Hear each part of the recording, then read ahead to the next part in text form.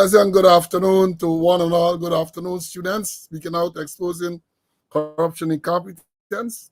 Welcome to the Friday afternoon's episode of Speaking Out. Welcome, welcome. Friday, the beginning of a weekend, the beginning of a weekend. Not a long one like the last weekend, but a weekend nevertheless. Welcome, welcome to the afternoon episode. Welcome. Share the live, let people know that we're on. You know, when we come on, we normally say we have so much to tell you. Well, this afternoon is no different. We have so much to tell you. So many things have happened over the past 24, 48 hours or so. Got to bring them to your attention, or we got to deal with it. Today, Friday, the 24th day of October in the year of our Lord 2025. Share. It's good to be in the land of the living. Another great day that the Lord has made. Let's rejoice and be glad in it. Let's give praise and thanks to being in the land of the living. It is a privilege to be in the land of the living. So many people falling out, as they would say, passing out. So we have got to be thankful, ever be thankful for being in the land of the living. You know, Friday afternoon, as I've said, we appreciate your attendance on Friday afternoon because you could have been doing so many other things. You know, this is always a good thing when you work all week. You look forward to your Friday afternoon, even though this work week could have been a short one, with Monday being a public holiday. Nevertheless, people look forward to get home and relax. And the mere fact that you don't have to go to work tomorrow, some people sleep in late, some people do all manner of things. Some people go out for a drink and just relax. Some people think about going to the market. You have a lot of things to do over the weekend. Do it and be safe. Be safe in whatever you do. My colleague CC is in the studio, as is expected. So far, we don't have any major technical difficulties. Some of you who are observant may have noted that in the comments, I don't know what has happened there, but you look at the comments, the names are not displayed as we are accustomed to seeing them displayed. They get at something and they get numbers and all this everything. Maybe some I don't know what caused this to happen. I just observed it when I went into the studio, and I said, "Wait, something going on." I don't know if perhaps when I scheduled the program, I did something. I tried to do the same thing that I did all the time. So I don't know, but we're gonna sort it out. I'm gonna try to get it sorted out in time for the next program. I'll be able to tell you whether that is how the platform now displays the comments or whether it's some technical issue. So yeah, share. Let them know that we are on. And again, I have to implore you when you come in, give me a thumbs up, man. Give me a thumbs up. And follow, go to YouTube and subscribe to the channel. Go to Facebook and follow the page on Facebook. We have so much to tell you. And I'm sure you don't want to be selfish. You want to make sure the others here. You know, it's good to know that you can go on YouTube at any time and look at your pleasure. But when you get it live, people say they love the live show. Apart from the interaction, they want to get it live from the horse's mouth. So share, and let them come, and we're going to bring it to you. Again, another great day that the Lord has made. Let's rejoice and be glad in it. Today, the 24th day of October 2025. And let me go, as I've said, we're not going to bother with the roll call because of what we see there. Some of the names are difficult to, some don't even have names. They just have the number or something like that. The same thing. And that is on YouTube, you know, because now that I look on Facebook, those of you come on Facebook, Facebook is displayed in the usual manner. The usual manner with the name, not no email address. So something maybe with YouTube, I will have to check and see what is going on. But share. How we gonna come to you? As I've said, don't let me bother with the roll call this afternoon. We have so much to tell you. We're gonna go straight into the announcements. We start with the sad ones first, and to start off to tell you today is 571 days, 571 days since Sergeant Alex Vaughn was shot and killed by one of his colleagues, they say. And we ain't anything further. We have more than anything further on that. So we're going to keep reminding them. And we told you about the death of a former member, Marva Grace Glasgow Scott, W257. She used to be at the commissioner's office there. I think at one time she was secretary to Deputy Commissioner Balaram Ragabir, and she passed away on the 3rd of this month in Ohio. She was cremated some time ago, and the memorial service, there will be a memorial service tomorrow, Saturday the 25th, 10:30 a.m. 10:30 a.m. in Jamaica, Queens, the Wesleyan Church, and that is located at 13449 228th Street, Laurelton, New York. The zip code is 11413. So this tomorrow at 10:30, the memorial service for Marva Glasgow, former member W257. Then I told you of the death of a former member, John Beverly. I understand that this funeral will be on Sunday. So at Jerick Funeral Home on the East Coast, and then he will be buried at Cove and John Cemetery. So I think based on what they say, they're gonna have some service at Jerick, and then the body goes to his home Beirut, and then he's gonna be buried at Cove and John Cemetery. Let me see what else we have. Well, we told you about the death of retired Assistant Commissioner Bassant. There's no further information as yet. We'll keep you tuned. We also told you of the death of former member Felix Wilson, 5585.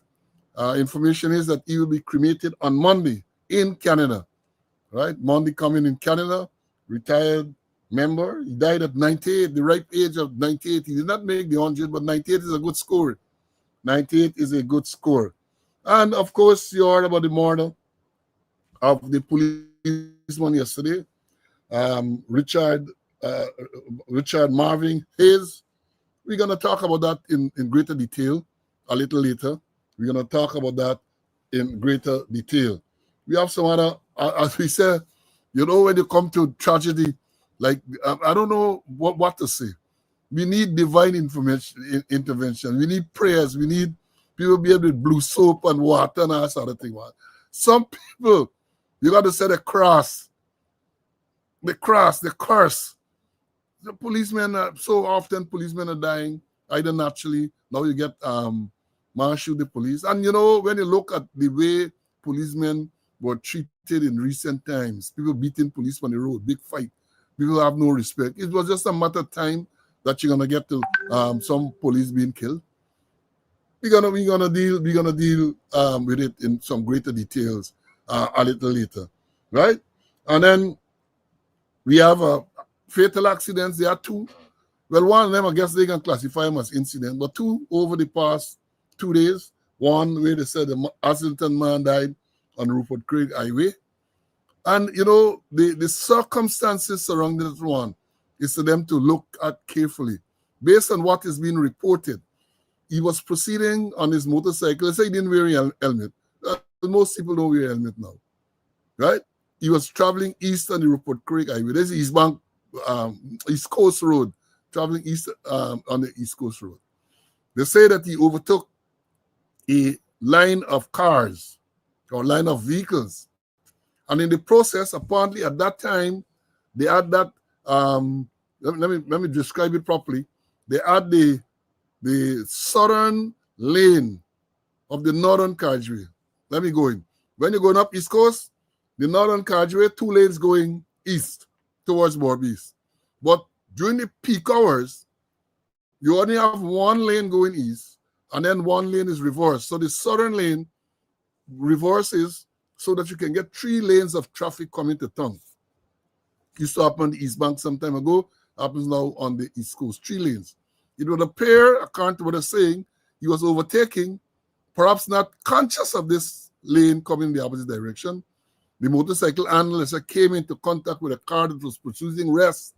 He lost control, going to some other vehicle. The man died. Right? Man died. I have always said, when they had the thing on the East Bank, the reverse lane, we used to make the point that you should put proper signs. Put proper signs. It's only in Guyana them crazies could happen. We're not going to say, oh, you should have paid attention.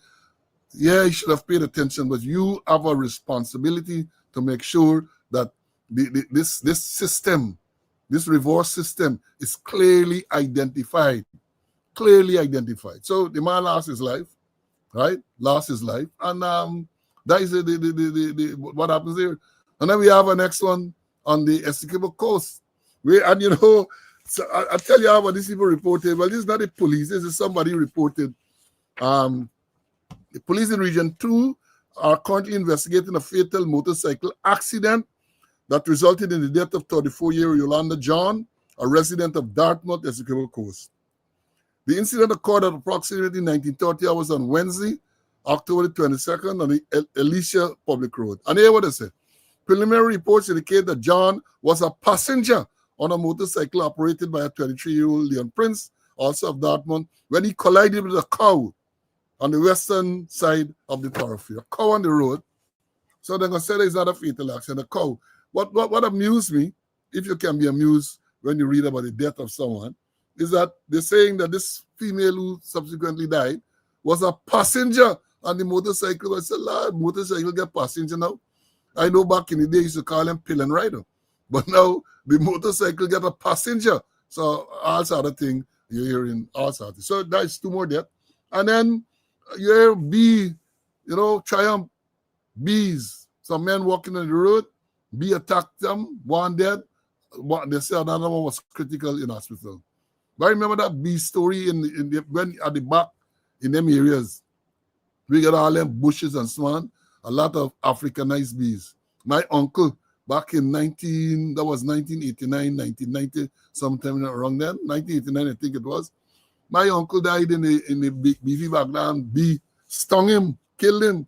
Farmer, they thing into his farm, disturbed some beehive. He was stung and killed. So it happens. And then they were reporting too that a Venezuelan was electrocuted somewhere on the East Coast. So all of these things that you have happening, buddy, all these things, oh Lord, all these things, we need prayers. Then he should call for a day of prayers. All the religions come together and pray. Some time ago when Lilus was commissioner, we had the thing what they call Hands Uniting Guyana Hug, where they started the thing, I think, something from the East Bank, all the way through to the quarantine. They said people came out on the day, you held hands as symbolically to show unity. We need to organize things like that, man. Not only bring in Vibes Cartel, and they need to organize things like that.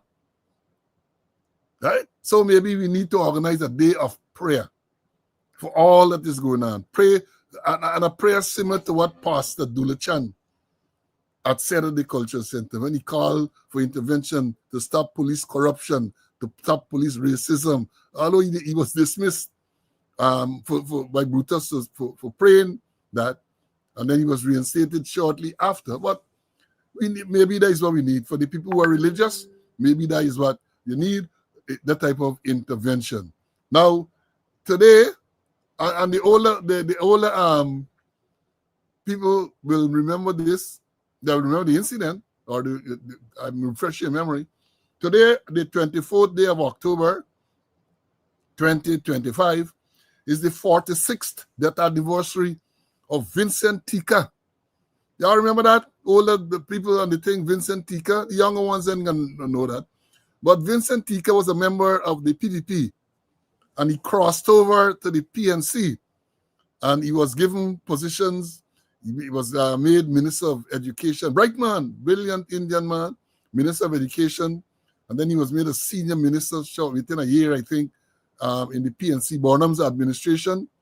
And then he died mysteriously. Up to now, I don't think they have come to any clear sort of thing as to who killed him and why he died and all this type of thing. But today is the 46th death anniversary of Vincent Tika. I remember him, he actually got sideburns, huh? We used to call them, or in the country, we call them Jackson. You get long sideburns and things. We're always well put together. So, and he crossed over in 1976, I think it was. He and Ranjit Sanjay Singh, two stalwarts in the PPP, then decided to join in Bornham in the PNC. Of course, they were called Nimakaram, and all kind of names. And then Tika was killed. Tika was killed. And his story goes that his female companion at the time was made to disappear out of the country.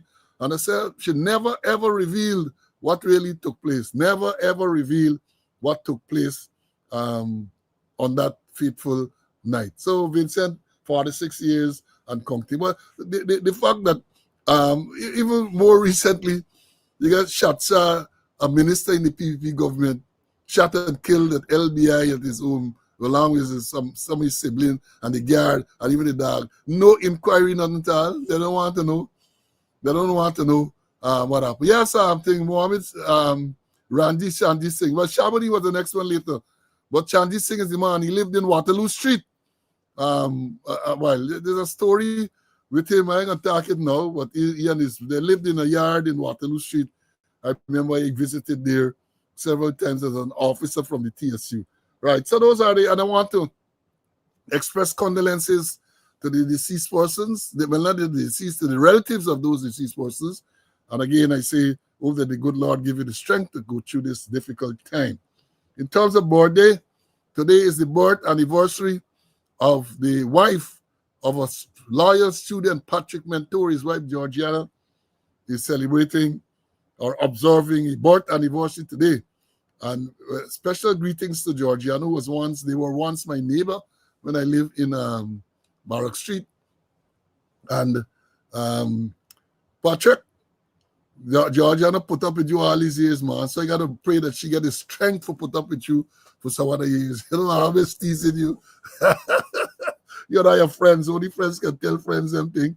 So today is our birthday. And we have the recent birthday yesterday was Nicholas Suffering. 8340, I think, was his number. Retired, I think, he withdrew, left as an ASP or I think inspector. Can't remember, but he has his business in Parade Street, photography. He's a JP. He does all the type of things. So I would normally tell people if you want passport and thing, go straight to Nicholas. He's a photographer. He will take out your photograph. He will fill the form. He will sign everything. He does right there and then. A very good man. Very good man. And then we had Jeremy Winfield as well and Aubrey Pantless. And in terms of looking forward, we have quite a few advanced birthday greetings. Schwartz, I haven't seen him on this program for a little while. 10025, Leon Schwartz. I think tomorrow is his natal day. We have also Ormond Wins. Ormond used to be at the Parliament building there. And then used to be with when Moses Nagamutu was the prime minister. He was part of the security detail there. Also celebrating shortly is Janice Clement. Janice used to be at CID headquarters, I think. And then on Sunday, it's Assistant Commissioner Simon. We have Senior Superintendent Lonsdale Whitwright. And the one and only Chilo, Cleavon Slow, Chilo, is going to be observing a natal day too on Sunday the 26th. I almost forget when I go into the thing and I see the thing, Chilo. So advance birthday greetings to all those persons. Also observing, I think on the same 26th is Marvin Williams, the man who resigned dramatically from the AP and you are the PNC, are the man resigned on live TV, live podcast, and he thinks so. He too celebrates shortly. So happy birthday to all those who are celebrating today, who celebrated recently, and who are going to celebrate in the near future. Let me bring in Mr. Conway, and then we're going to have some other announcements to make, but let me bring in CC, and then we're going to be moving on. CC, welcome. Thank you. Happy to be in the land of the living to do God's work. It's a privilege. And as you mentioned, there's need for divine intervention. I hope Pastor Smith and Pastor Schultz from West Coast Barbies will continue to pray for the Guyana Police Force and the country. Let me say a couple of things, Paul. Phoenix Wilson, you mentioned that his cremation is on Monday in Canada. And just a bit about him, he survived the Rupununi Rebellion, 1969, January. Remember when the Harts and the Melville family, they wanted to seed, they wanted to turn the Rupununi into the Republic of Rupununi. And they had backings, we understand, from the Venezuelans, but they weren't capable of holding on to that rebellion that they started. And quite a number of policemen died. I understand Felix Wilson was there, and he survived by fitting himself in a cupboard, fitting himself in a cupboard, and he survived. He was later promoted from the rank of a constable to that of a sergeant. And then yesterday was the cremation of the famous Admiral Bailey, Inspector Bailey, retired Inspector Bailey. And I went there and I was impressed with the turnout, particularly, the ex-police, the police who work with him more so in the interior. And I got a shout out, permit me to shout out to some people. Um, Ingrid was there after I planned to, I had ordered that she be served and notice for absent from duty. But I listened to her explanation and she was okay. So I withdraw I call off the investigation. And so many other people were there. Let me mention a couple. Colette Evans was there. Charlene Phillips was there. We had nearly the whole of the division office when I was commander. Paddy, Toko, Chizom, and a whole set of them were there. And on the male side, we had John Cyrus was there and he gave a lovely tribute. I also say a few words. And I was happy to see Commander Region 7, Assistant Commissioner Moore. Normally, when we have these funerals and these cremation, you don't find senior people, serving people attended. They don't come there. They don't come and sympathize. But more, you were there. We had like Fathead, we had Lou, we had Sobers, and Sobers was one of Sergeant Vaughn's partner. They did a whole lot of things together in the interior and elsewhere. I had I had Franklin Mingo, Assistant Commissioner. I had Ramsey, Sweeney, and Sweeney gonna get a Sweeney gonna get an anniversary coming up sometime on Monday. I won't talk about it. Maybe Paul won't talk about it on Monday. And so many other people who were there. I was very happy with the turnout, especially those ranks who served in interview and who served with Bailey. It was excellent. The service was short and sweet, short like Bailey and very sweet. And I say thank you because Bailey was like my son. He used to call me dad. I want to say thank you to all those persons who turn up and express their sympathy. May his soul rest in peace. All right, thank you for that. You're always representing. We can rely on you to represent. The Rupununi uprising that he refers to took place on the 2nd of January 1969. 2nd of January 1969. As I said, the Arts and the Melvilles decided that they wanted to, with the backing of Venezuela, it was clear that they had all the backing, provided with arms, provided training the Venezuelans, and they decided that they're going to have attack the police station. I remember some policemen, Norton, and some others were killed in that. And the GDF went in there and took back over the station and the other places. But the thing, something, you see these things, we're not reminded about these things. That is one of the problems. So 1969, 2nd of January, by now, a lot of people who weren't born then, these things are not taught. The people are not. You got to remember your history. You're going to repeat it. If you don't remember where you were, the Arts and the Melvilles in Rupununi decided that they wanted a breakaway state, Republic of Rupununi, attack the police station that was there. Norton wanted the chap Norton, Braffett, Whittington Braffett, father. Those people were killed in that Rupununi uprising. I think about 5 policemen, right? Anderson, yes, a policeman by name Anderson. So yes, Mr. Wilson and he survived, lived up to 98, lived to the age of 98. Now, I want to shout out as we move on and talk about the boy. I want to shout out, special shout out to someone who called me this afternoon. I think his name is Tyson. Guyanese living in St. Vincent and the Grenadines.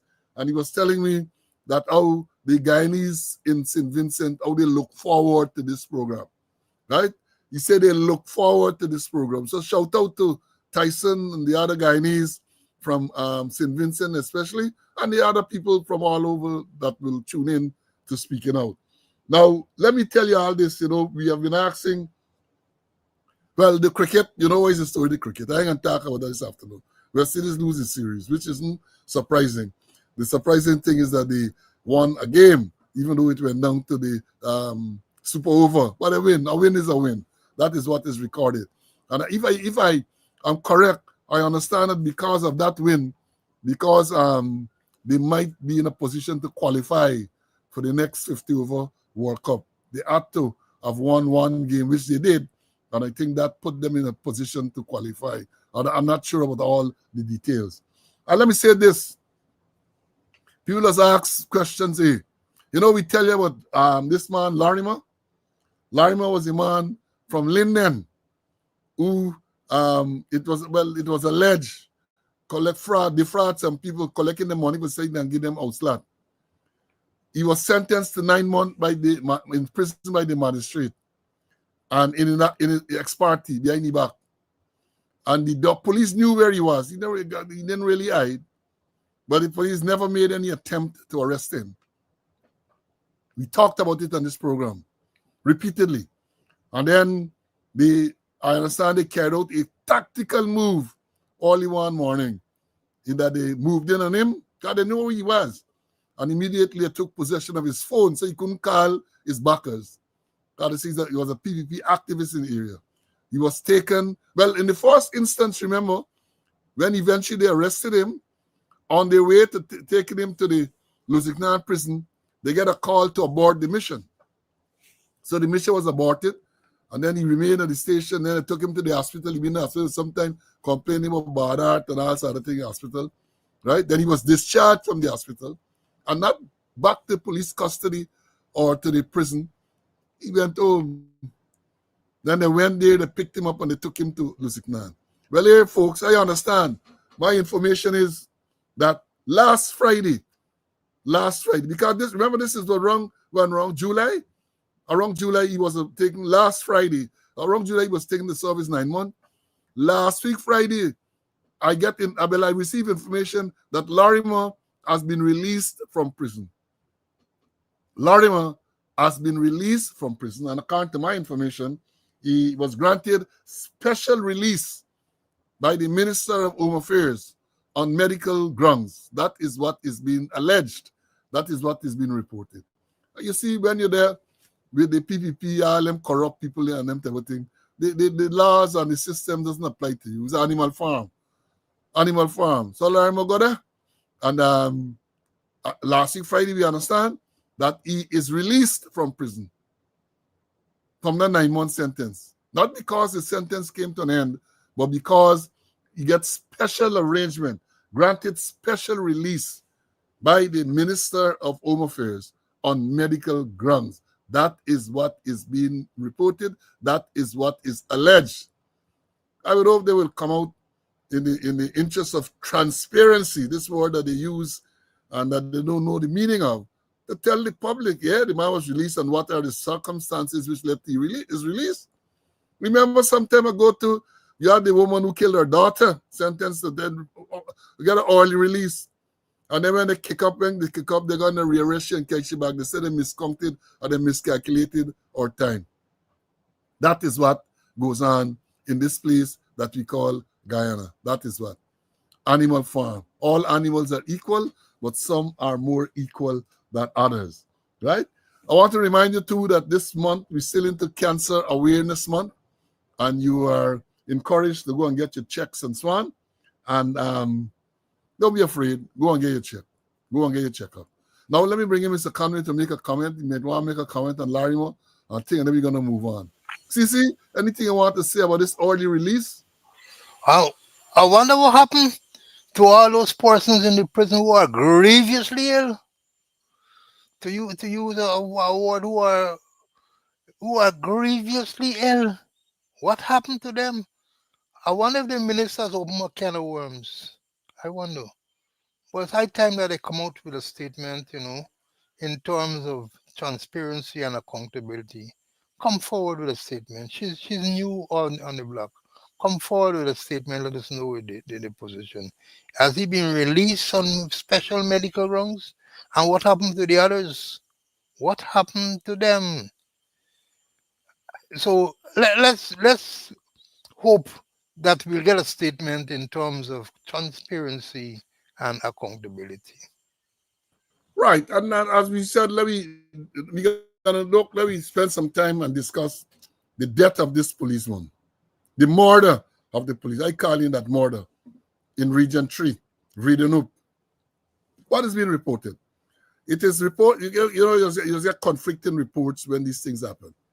But the first report that came out said that this policeman, right, Lance Corporal Richard Marvin Hayes, stationed at Impact Base in Georgetown.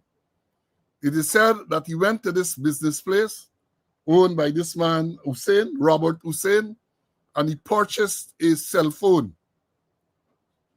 They said that shortly after purchasing the cell phone, he discovered that there was a fault with the phone.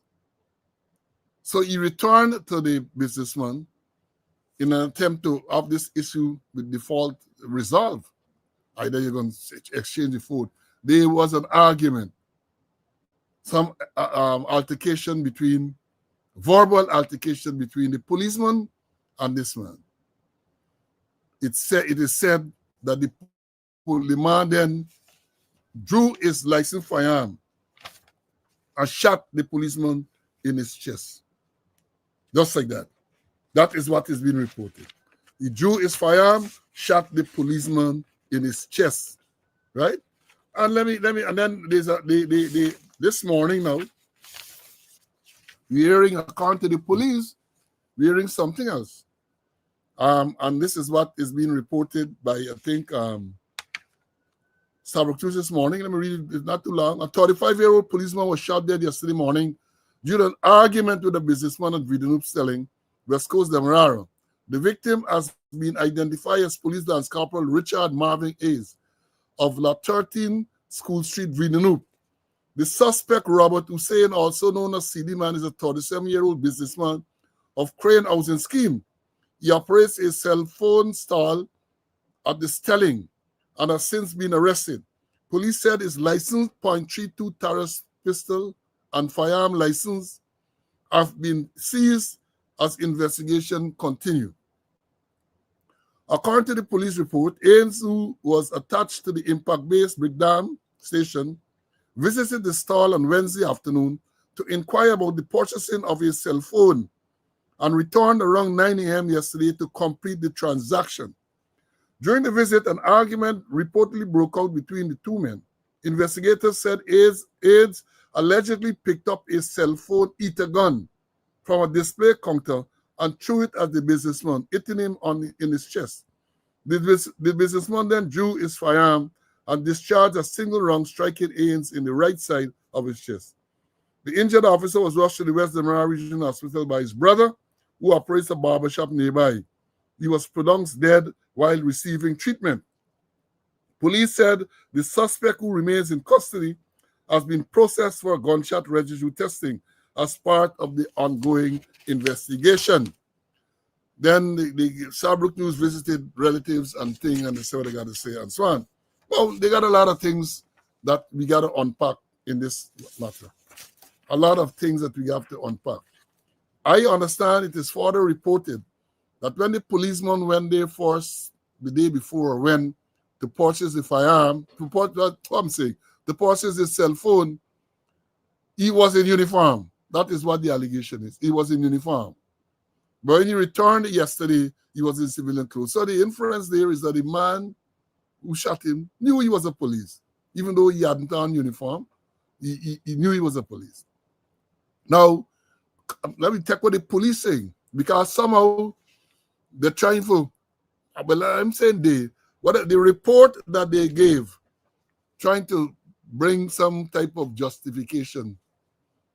But let me say this, given the circumstances, even what they reported cannot be justified. They had an argument. And if you said the man pick up some cell phone, eat a gun or something like that, and pelt it at this man, hit him in his chest, that does not justify lethal force. Cannot justify lethal force. Right? Cannot. So I hope, they're dancing next to hear this man out and the thing. And you can, sometimes you're upset when you hear these things because, to be truthful, I can't say I'm surprised, You know why?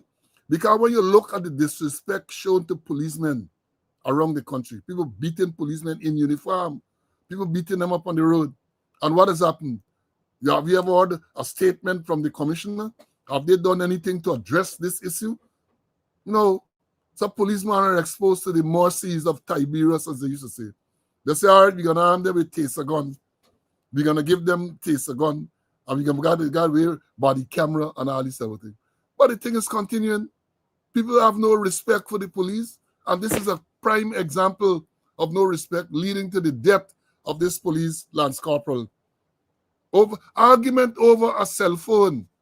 And if you want to accept what they say, you pick up something and you throw it at this man. And people say, the man said the man is not that type of person. But even if we have to say that, yes, that is what happened, shooting this man in his chest for something like that, shooting the man, even if you don't know, let me give them all the benefit. You know it's a police. You know it's a police. But shooting anybody under those circumstances cannot be justified. Cannot be justified. And then they come, there's right again these releases that is give. Mark Ramatar and the corporate propaganda unit, they say police said the subject who remains in custody has been processed for gunshot residue testing as part of the ongoing investigation. Wait, gunshot residue testing? For what reason? Is there a doubt as to whether he shot or not? Again, I say perhaps Mr. Conway at some stage can explain this. There's no question that this man, Robert Hussein, is the person who shot and killed the police. The evidence is clear. He shot and he killed the police. So why are you doing a gunshot residue test when you know it's he shoot? What I know is that gunshot residue test is if to determine if the person that you're testing actually fired a firearm, right? So if something go off, you get some shooting, I don't know who might have been, you do a gunshot residue, and even that is outdated. You do a gunshot residue, and that is supposed to tell you whether this person in fact fired. Because once you fire, then your clothing, your hand, and everything supposed to get residue, gunshot powder, the burnt powder gonna be there. So why are you testing Robert Hussein for gunshot residue? Why? When it is clear that he is the person who shot. Y'all explain that, man. Crime Chief, Deputy Commissioner, Lawyer, Blanham, explain why a gunshot residue test for someone who fired. There's no controversy, there's no ifs or buts. You know that is Robert Hussein shoot the police in his chest and kill him. Are you telling me what gunshot residue? Then you say you seize his firearm and you seize the license. Seize the license, the paper, the document. What is the purpose of seizing now? I don't know. What's the purpose of that? What's the purpose? And it brings, it's a wider issue. It is a wider issue. And the issue is people acquiring firearms. So-called businessmen, people who clearly should not have firearms, are given firearms. Clearly, they should not get firearms. Because in this case, if a man can just pull a gun like that and shoot another, he ought not to have had a firearm, period. He ought not to have had a firearm, period. And there's a not so long ago, earlier this month, the Jack Dio, the vice president, talked about firearm. This is news source on the 2nd of October, where he said one of the issues of gun license, Jagdew announced that the government is also looking at the system of issuing gun license with the intention of giving people the opportunity to protect themselves without flooding the streets with guns. Quote, the same thing for a gun license. We are looking at a system that allow people some way of protection. That is what they are quoting. They're protecting themselves and families, but at the same time, they don't give out 50,000 guns that people have applied for. We have applications between 30 to 50,000 applications in, and that is a big source of dissatisfaction, end of quote, the Vice President said. According to the Vice President, due to the government's interaction with citizens, there are very many complaints about applications lagging in the system. Through the Ministry of Home Affairs, the government issues gun license to various groups of people and entities once all requirements are met. However, they are still concerned about the number of illegal weapons in the street. This is not illegal weapons we're talking about. We're talking about the number of number of persons who are given licensed firearms who should not. And when they talk about once the requirements are met, the system is riddled with corruption. And I said in a post yesterday, an investigation of this nature should not only deal with what took place yesterday, leading to the policeman being killed, being murdered by this businessman. They should also go further back to see how and when this person acquired a license to own a firearm. It might shock you. How did this person, in temperate habits, I think he showed that, display that. How did he get a firearm? They don't want to investigate that, because if you investigate that, you're going to hear maybe Jackie Opel visited. And he pays some money and he get gun. That is what is happening. And it's not an isolated case. So the Vice President talking about gun license and 50,000 application, and they stock these things they don't recognize. They are the ones who will tell you that crime is done, serious crimes are done, how the society is safe. And yet still, the same man telling you that they get about 30 to 50,000 license or application spending. Why do you think people want gun license? I know not many of them is just a status symbol. They get gun and they're packing and they're showing off themselves and all. Not many of them. But in many cases, people are genuinely afraid of crime. And not only that they're afraid, people are of the view that the security agency, especially police, cannot offer them the type of protection they need. So they're seeking an instrument, name a gun, to be able to protect themselves. That is what this thing is all about. And let me say further to Vice President Jagdew, the President, all the Minister of Home Affairs, all them everything. A big part of the problem, perhaps as demonstrated in this incident, is that they're giving people guns. Not only that they should not get in the first place, but when you get them, there's no proper training. I have said it repeatedly.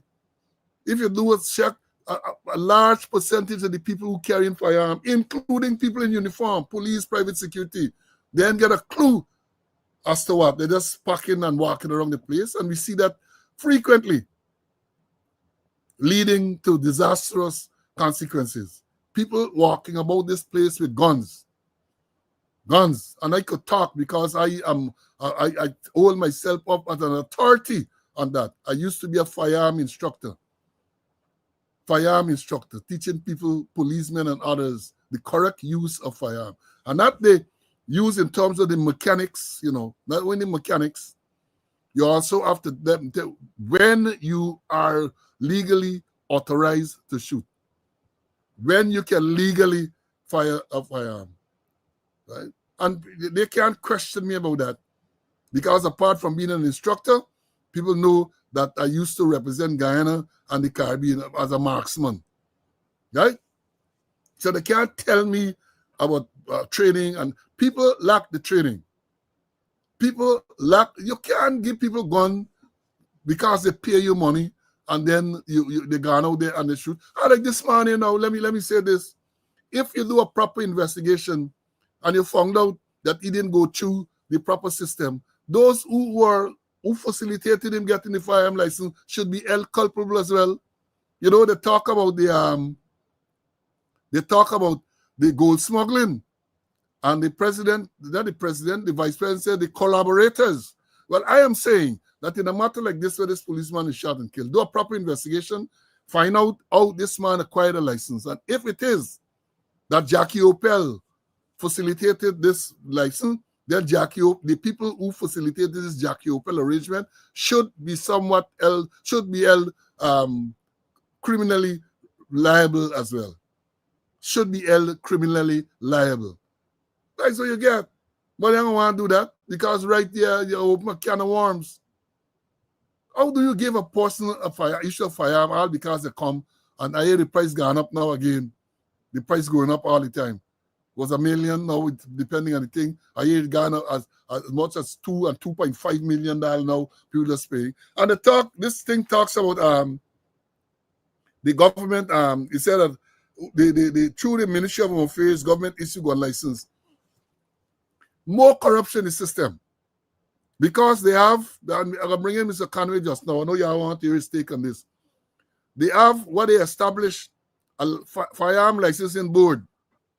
In other words, applications are made, the police will do the investigation, police make the recommendation, it should go to the firearm licensing board, the board gives several yes, as the case will be, and at the end of the day, you know who has to sign off? Even when the board says yes, the final decision rests with the Minister of Home Affairs. They make it political. The final decision rests with the Minister of Home Affairs. Years ago, that was a responsibility of the Commissioner of Police, right?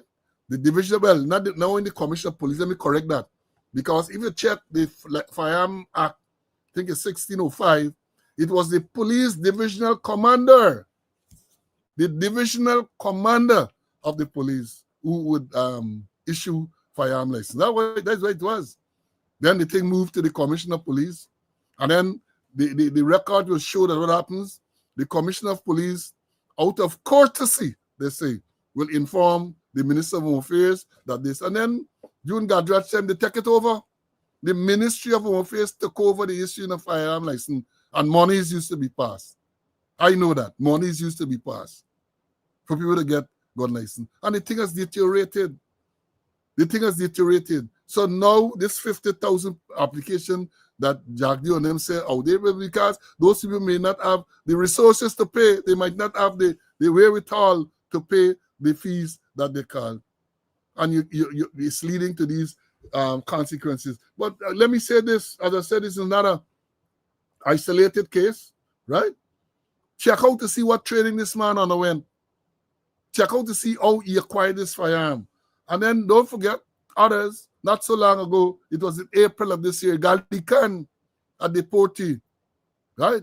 In their security, get license firearm, shoot and kill his girlfriend or somebody, Gali Khan. Y'all remember that?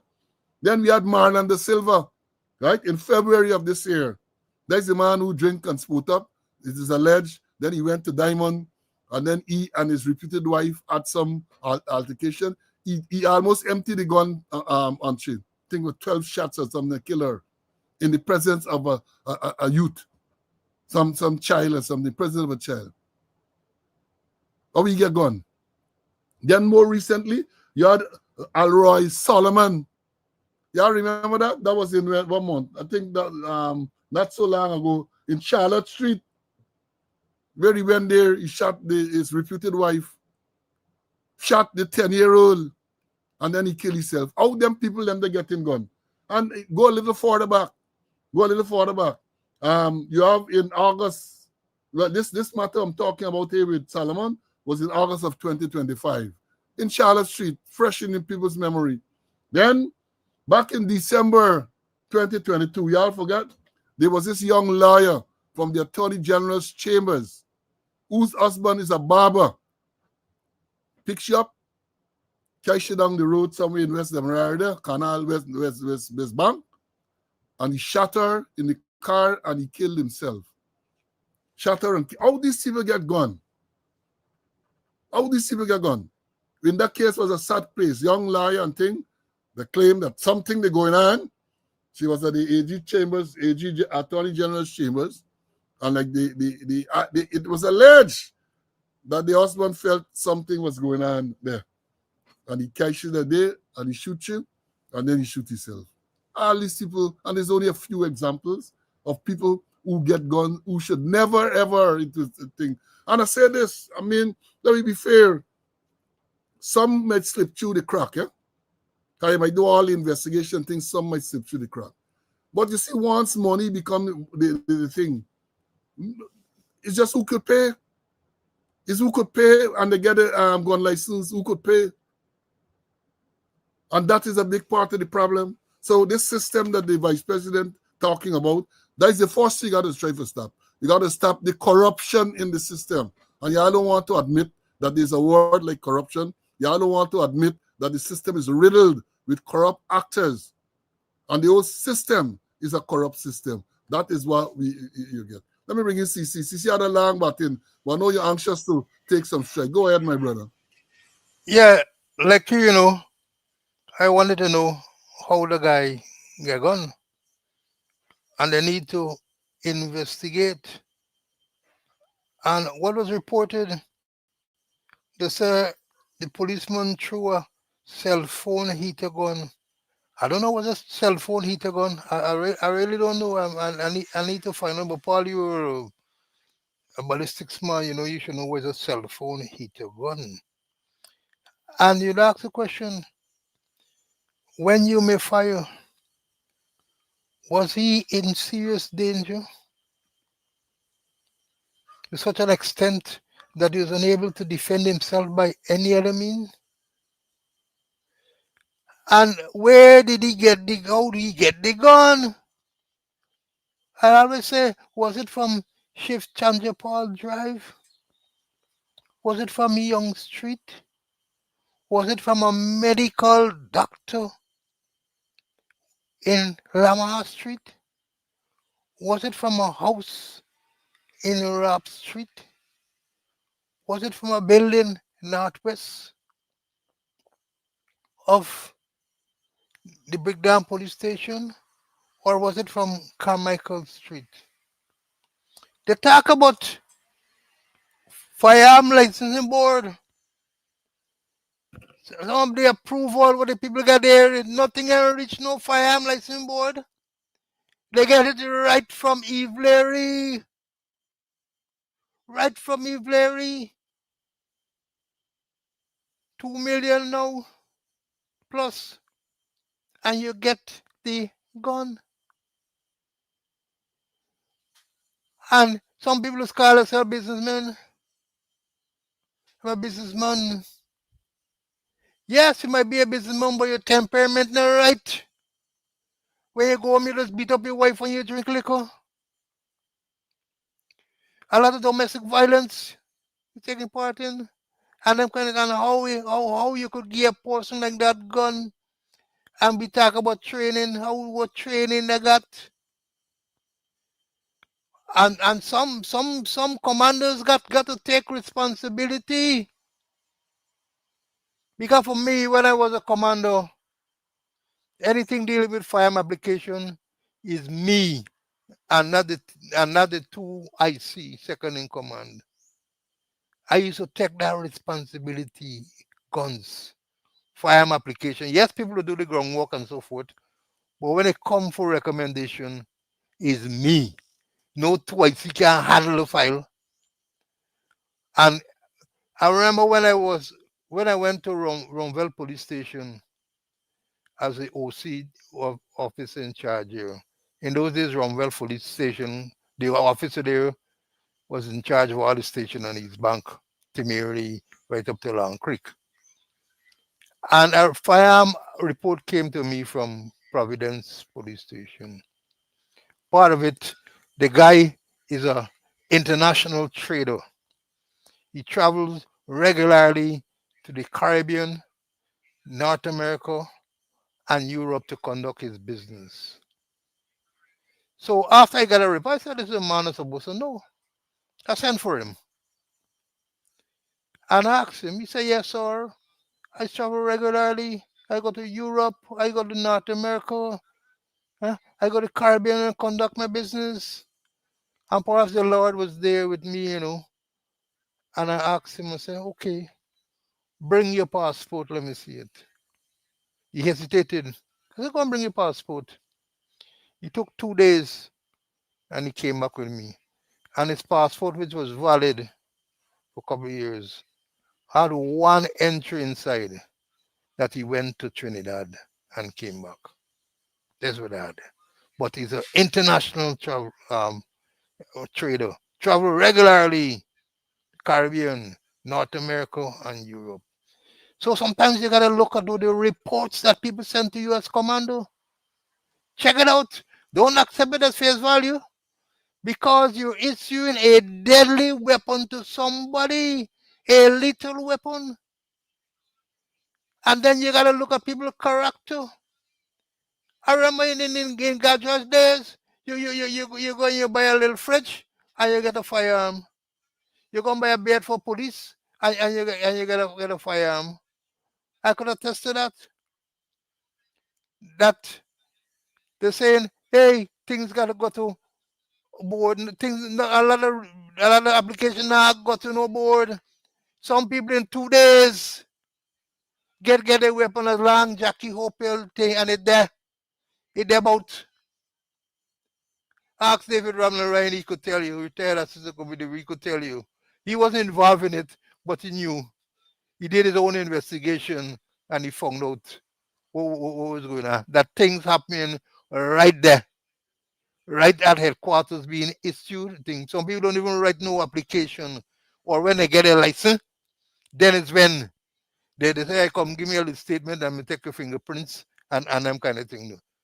So the thing is, I remember the squatter had said that those people who get firearm license, you gonna get 3 weeks program, especially security people.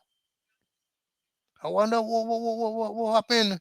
But this investigation, a policeman has gone to the great beyond. And I hope that they do a proper investigation. I did managing that investigation. And the theme, as Leroy Bromley said, you put your tongue between your teeth. The theme that we had, I'm going to read it. Management Debt Investigation by Arthur Westweaver. I have it in my manual, and I still have my manual. My manual is a couple thousand pages.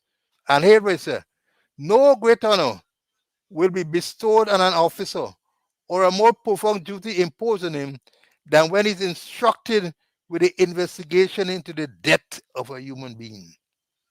It is his duty to find the facts, regardless of color or creed, without prejudice, and let no power on earth deter him from presenting these facts in the court without regard to personality. And this is what I used to instill as a commando in my death investigator. Whether you're doing a natural or unnatural, whether you're doing a suicide, whether you're doing a murder, whether it's accidental, so as long as you're investigating the death of a human being, that you must find the facts, regardless of color or creed, without prejudice, and let no power on earth deter him from presenting facts to the court without regard to personality. And I wanted that CCTV in a shop there. I wanted to seize anything.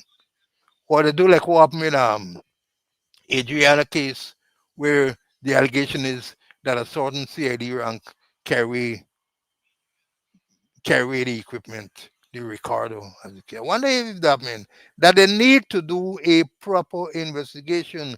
And to me, like they start covering up on early. They start doing proper cover up. But remember, you were investigating the death of a human being. And I'm making a point. Too many persons who are not entitled to firearm get firearm because they pay and they pay a 2 million and they get the firearm and no proper investigation. And you gotta deal with behavior, test out the money behavior. Sometimes we come to you for interview, put you in a little situation to see how we going to react. A little thing, just a little scenario, and see how he's going to behave. And that might able to tell you something. Hey, this man ain't mentality and something too, right? This man ain't behaving too nice. If this man get a firearm, he's likely to shoot indiscriminately and to kill people. So I hope that they do a proper. And don't tell me about OPR, because when we had the murder of, I think, Fudgy then the crime chief said CID didn't investigate it. He said CID didn't investigate. So for us, maybe the overburdened OPR might do this investigation. Yeah, well said. Well, you know, again, word to the commanders, what you're saying is correct. You have got to be on top of it. But if the commanders are taking the money just to recommend, what do you expect? When I was a police commander, you have when these people who call themselves businessmen make this application, oh, they paint a fancy picture. They are the most affluent. They get so much $1 million a week, and therefore they are exposed to dangers and they need firearms to protect themselves and so on. I used to tell them, I said, look, if you're doing all good, let me see your last two income tax returns. Let me see your income tax return. If you're a farmer, you get all these things and ackery, eating out your crop and so on. Let me see your document for the farm. Or we can visit. Let me see evidence. And is that problem right away? Problem right away, you don't think it. If you're a businessman, you're making all them $millions a week, some of them a day and so on, then you have to have evidence to support that. But they don't do those type of things now. They aren't doing nothing. It's the money Jackie Opel pay, as CC says online. No application is made on that. And then here, what the vice president said, or is reported to have said during the same time. He said the government and the guidance should consider whether permits should be issued for persons to carry non-lethal weapons instead of firearms. This is what is being reported that the vice president said, that rather than giving these civilian people guns to protect themselves, that maybe you want to give them non-lethal firearms. So, what non-lethal weapons? So you're going to give them taser, you're going to give them pepper spray, and other forms, maybe a button, other forms of non-lethal. You ever hear nonsense, sir? These are people, many of them genuine, who are afraid for their safety and they want firearms because the people who they want to protect themselves against are people who with firearms. And therefore, to suggest that you're going to give them non-lethal weapons, you got to give, I don't even know, in some of the cases, you don't even have to get permission for the non-lethal weapons. I don't think you have to get permission for things like pepper spray and some other forms of non-lethal weapons. But the vice president, when he Thursday afternoon thing, telling people that they're going to consider giving these people business, rather than giving them all these firearms, they're going to give them non-lethal weapon, taser, and similar non-lethal weapon. You're giving to civilians to protect themselves. You have here nonsenseness like that. But that is where we are. That is where we are. Now, let me move on to another subject. We saw, we reported here about this man, Devon Sayers, the former member of parliament from the AFC, the Alliance to Change Party, who the police said they stopped the vehicle and he was suspicious because he was sweating profusely. That is a suspicion. When the law clearly states, that you have to have reasonable suspicion before you stop. But no, in this case, they stopped, and during the thing, the man sweated profusely. When they searched, they found large quantity of what was suspected to be marijuana. Right? Now, here there's a development in this case. The development is that both persons, the Sayers and the other occupant of the vehicle, were charged with this possession of this marijuana. The man who was there with Sayers, according to what is being reported, pleaded guilty. In other words, he owned the marijuana. He pleaded guilty and was sentenced to some period of time. He got jail. He was sentenced. He accepted that this thing. The court, not only that he pleaded guilty, but the court accepted his guilty plea. that he is the owner of this marijuana. And yet still I was surprised to see Sears is remanded to prison. Sears pleaded not guilty, and Sears is remanded. I said this place is not a real place because I know from experience in such a case, once the one party pleads guilty and accept that this marijuana and thing belong to you withdraw the case against the next man. Because how are you going to prove that Sears was at possession of this thing? But bear in mind that this vehicle that they had is not a private vehicle. The thing was found in the state, the vehicle belonging to the Ministry of Tourism, the region tourism. Such it would seems as though several persons were driving the vehicle from time to time. But this one man that thing the night says driving, yes. The man said this thing is me own. So I'm saying this. What evidence you're going to use to convict Sayers for being in possession of this marijuana? And I'm saying this. Had it not been a member of an opposition party, the matter would have done. Had he not been, the fact that the man pleaded guilty and accepted and tell them, well, this marijuana is me own, that would have been the end of the matter. But this matter is going to prolong, Sayers is remanded, and it is my view that the only reason that is being done is because he is a member of an opposition party. That is my view, right? Because from my experience, a matter like that, this continue because who you gonna prove? How you gonna prove that this thing belongs? What evidence you gonna bring now to show that joint ownership? Because remember the other man don't claim this thing. The man says, "Me own, take his sentence, take his sentence." So how you gonna prove that it says? And then you got the mental element and all. You got a lot of things to prove, but that's not the point. The point is you're in the wrong party. If you've been in the Armlal party, that wouldn't happen. If you've been in Larmo party, that wouldn't happen.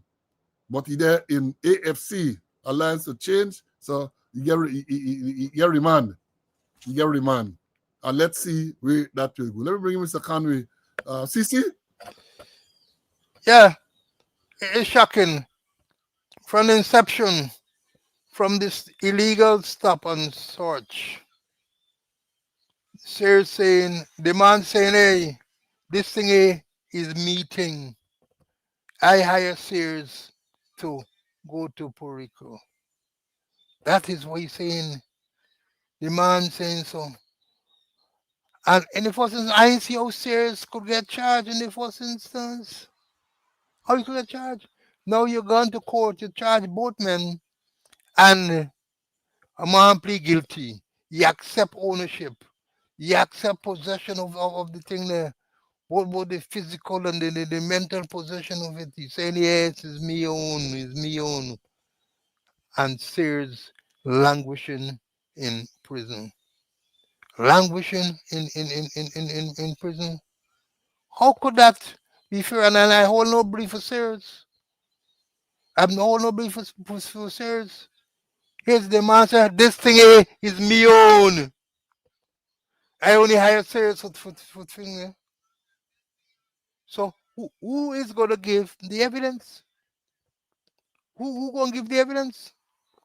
That's the whole story, but go back to Animal Farm. All men are equal, but some are more equal than others. So it was shocking when I read there. In the first instance, and they rush with labor time for charge too. Maybe because of the political connection. I hear that, hey, this thing gone to DPP for advice, or I hear the DPP advise, because everything does go to DPP, that PPP advise that both parties be charged.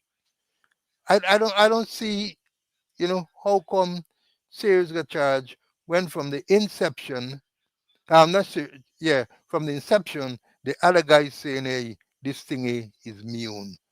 And I hire Sears who think. And then you got to be careful when they get multiple use of the vehicle, multiple drivers, and all them kind of things. But his animal farm, and maybe it will continue to happen. Yeah, Animal Farm. Well, let me address one of the students here, 718 fellow. He said AFC is not an opposition party. AFC is an opposition party. You're coming to learn, man. AFC is an opposition party. They're not an opposition party. In parliament, they didn't get any seat to go in parliament, but you don't have to be in parliament to be an opposition party. You don't have to be. So, understand this thing. AFC is an opposition party. They ran at the last election. They did not get a seat, but that doesn't mean that they're not an opposition party. They are a member, they are an opposition party, but they are not in parliament. They are not in parliament. Now, when we come to this stop thing that we talk about, this stop, I was doing some research and I came across article Kaicho News 13th of January 2025. End willy-nilly stops. That is the headline. End willy-nilly stops. And it goes on to say, Nandalal endorses top cops warning against arbitrary vehicle stops. Kaicho News, the Attorney General, Minister of Legal Affairs, Anil Nandalal, SA, has supported a recent directive from the Commissioner of Police, Clifton Ikin, instructing members of the Ghana Police Force to refrain from arbitrary stopping vehicles and demanding drivers to produce a license. Speaking of the commissioning ceremony of the Madhya Magistrate Court in Region 8 on Friday, Minister Nandalal said the directive signals a positive shift within the Ghana Police Force. According to the information from the Ghana Police Force, Ikin also warned officers against stopping posts on the road without turning on their body cameras. Quote, what they quoted me. I am happy that the commissioner recently, in a conversation with the police force, said, quote, you can't stop people on the road willy-nilly. That was illegal 40 years ago. It is still illegal now. You have to have reasonable cause or suspicion. That was what AG Nandalal expressed. Minister Nandalal spoke of cases where persons may be stopped and asked to show their license, followed by a series of other inspections that he described as nothing more than a fishing expedition. Quote, when you ask me for a license, I show you my license. Then you have to check my brakes light. Then you have to check my blinker. Then you want to see my spare tire. You are now finding a cause to justify your stop of me in the first place, he said. The Legal Affairs Minister said that as information becomes more readily available, the public is now more aware of their rights, and they have a right to hold the police to a higher standard. According to the AG, this demonstrates the level to which the force, and by extension the legal fraternity, must elevate their services to meet demands of a more educated population. Quote, we all owe a duty to the public to ensure that the decisions that we make are fair and transparent, are in accordance with law, and can withstand public scrutiny.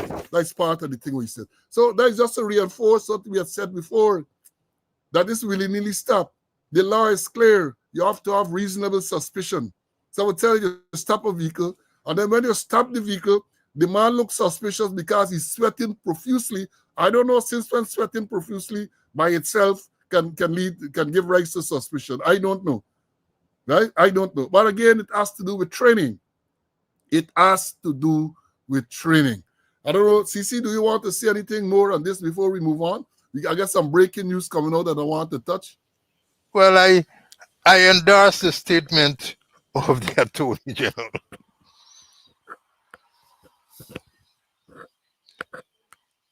Yes. I get something came out here just so, put it on the thing, and like the damn thing just disappeared.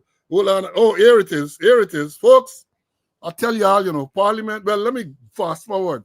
I wanted to deal with this later, but let me tell you now. The president has read the proclamation to convene the 13th Parliament on the 3rd day of November 2025. The 3rd day. That's the last possible day that they could have done it in keeping with the Constitution. Last possible day. They could have done it. But the breaking news now, you have the big controversy in the judiciary, the Ghana judiciary, the highest level, the Chancellor, the Chief Justice, and all that. Big controversy now. The Chancellor, Madam Cummins Edwards, was on leave She applied for leave. She was sent on leave. She resumed recently, took over the office as the chancellor. It is said that when the Chief Justice, the acting Chief Justice, she was acting chancellor then, that is Madam Roxanne George, went to take over back as the acting Chief Justice. The man who acting Chief Justice still occupying the seat, and therefore it is reported that the acting Chief Justice had to occupy some library space or something like that. But the news is now coming, Gordon Brosey, 25 minutes ago, says that President Irfan Ali has written to the outgoing opposition leader, Aubrey Norton, seeking his agreement for Justice Roxanne George to be appointed as substantive Chancellor of the Judiciary and Justice Navindra Singh to be appointed as substantive Chief Justice. The move comes as Justice Janet Cummins, who has been acting as Chancellor since 2017, is being asked to take early retirement. The new parliament will be convened in just over a week, clearing the way for a new opposition leader to be elected. This is the first letter from the president to the opposition leader seeking agreement on substantive judicial appointment since he took office in 2020. Details are emerging. I'm going to tell you all, sit back and watch the ride. Sit back and watch the ride. So here you have a case where the acting chancellor, acting since donkey years, went on leave. And because she went on leave, the next senior person, the acting Chief Justice, moved up to acting Chancellor. And Justice of Appeal Navindra Singh moved up to acting Chief Justice. Right? Now that the acting Chancellor has resumed, here the president now writing to say that, look, go up on leave. The telling she must take early retirement. And Justice Roxanne George is now going to be, he's writing to Aubrey Norton. And it's not it's outgoing, the outgoing opposition leader. Because the Constitution says there must be agreement for the appointment of the Chancellor and the Chief Justice. There got to be agreement with the opposition leader. The opposition leader had written to them some time ago and said he was in favor of Justice Cummins being appointed Chancellor and Justice George being appointed Chief Justice. And they ignore that. Ignore. But now, all of a sudden, when Parliament's supposed to convene, first of all, they wait. So as you have a situation where there's not a fully functioning government, because as we told you, there are three branches of government. You have the executive branch, the president and the cabinet members. You have the judicial branch, which seems to be in turmoil now, right? And then you have the legislative branch, which is Parliament, but we don't have a legislative branch since July the 4th or sometime around then, when the Parliament was dissolved to cater for the regional and general elections. And you had elections on the 1st of September, and results were announced. And then the president never moved to have Parliament convene. Never moved to have Parliament convene. But you know, let me tell you something. All of these maneuvering, these things are not coincidental. The fact that they wait till the last moment, the fact they're going to wait till the last meeting now to write to Mr. Norton, because what's going to happen? Let me tell you all what the crystal ball says. Chances are, the crystal ball telling me Mr. Norton might not even respond to the missive from the president. They're not going to respond. And they are going to go ahead with the appointment. They're going to go ahead with the appointments and say, well, let me guide the court. And as the ruling has said, right? Remember, you still got to understand, not so long ago, I think it was 2022, when a challenge was made to the appointment of Ikin. Because at the time when the appointment was made, there was no opposition leader. And it was ruled that in the absence, even though the Constitution says that to appoint a commissioner of police, the president has to consult, meaningful consultation with the leader of the opposition. At the time when the appointment, there was no thing. So the Chief Justice ruled that, well, there was no opposition leader for the president to consult with, and therefore it was okay for him to make the appointment. That is what was said.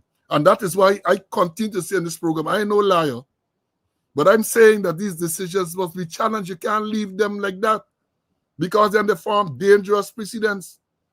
You can't leave them decisions like that.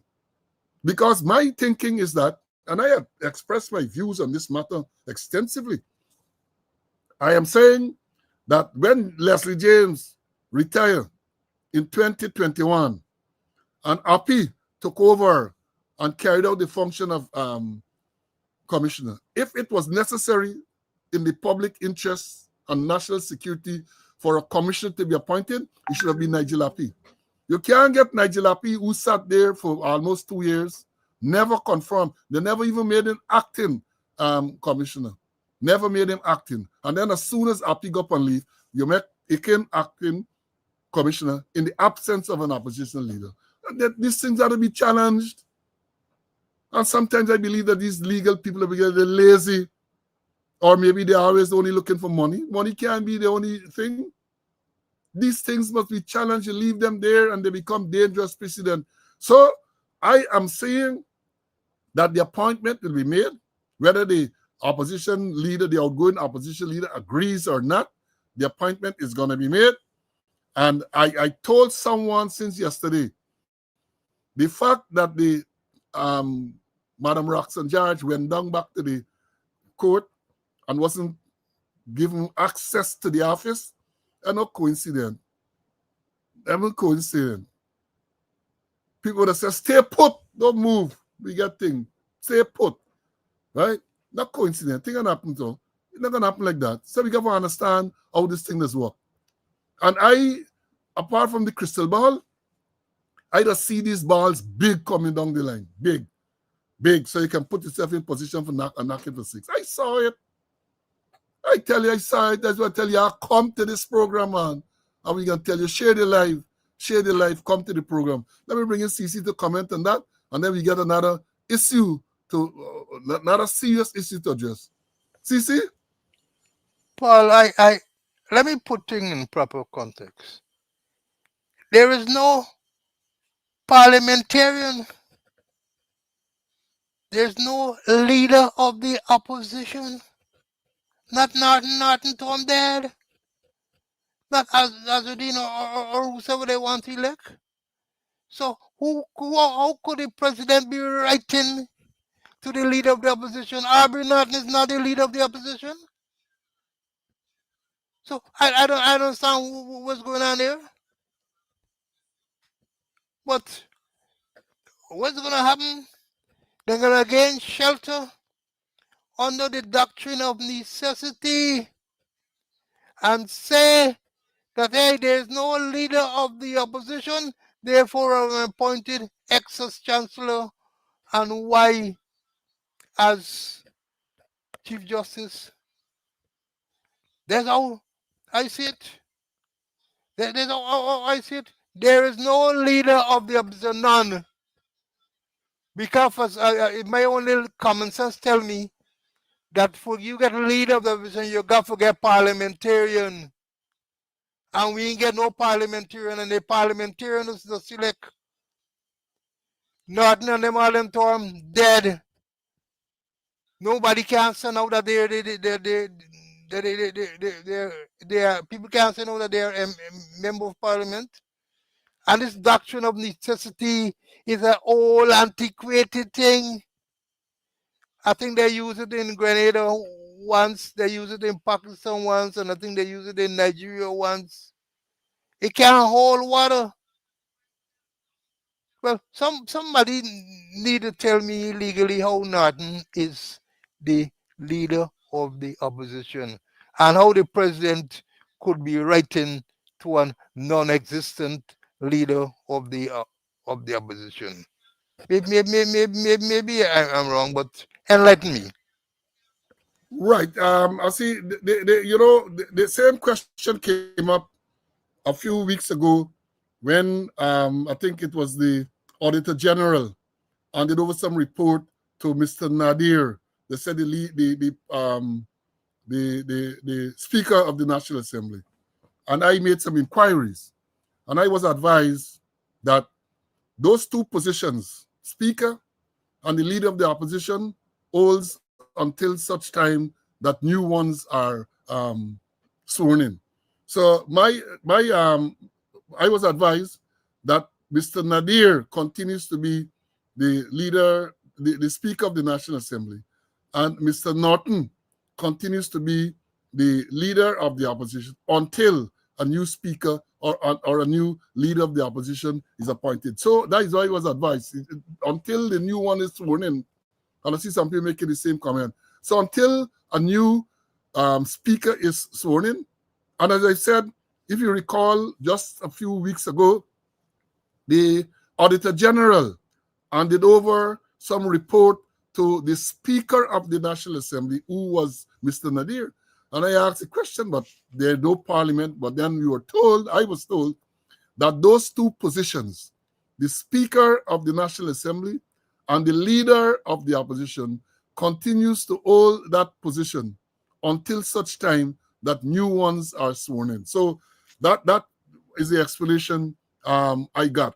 That is the explanation. So CC, that's the explanation I got. And I guess the fact that they are writing to Mr. Norton as the outgoing leader of the opposition, I think that's why they must be playing on.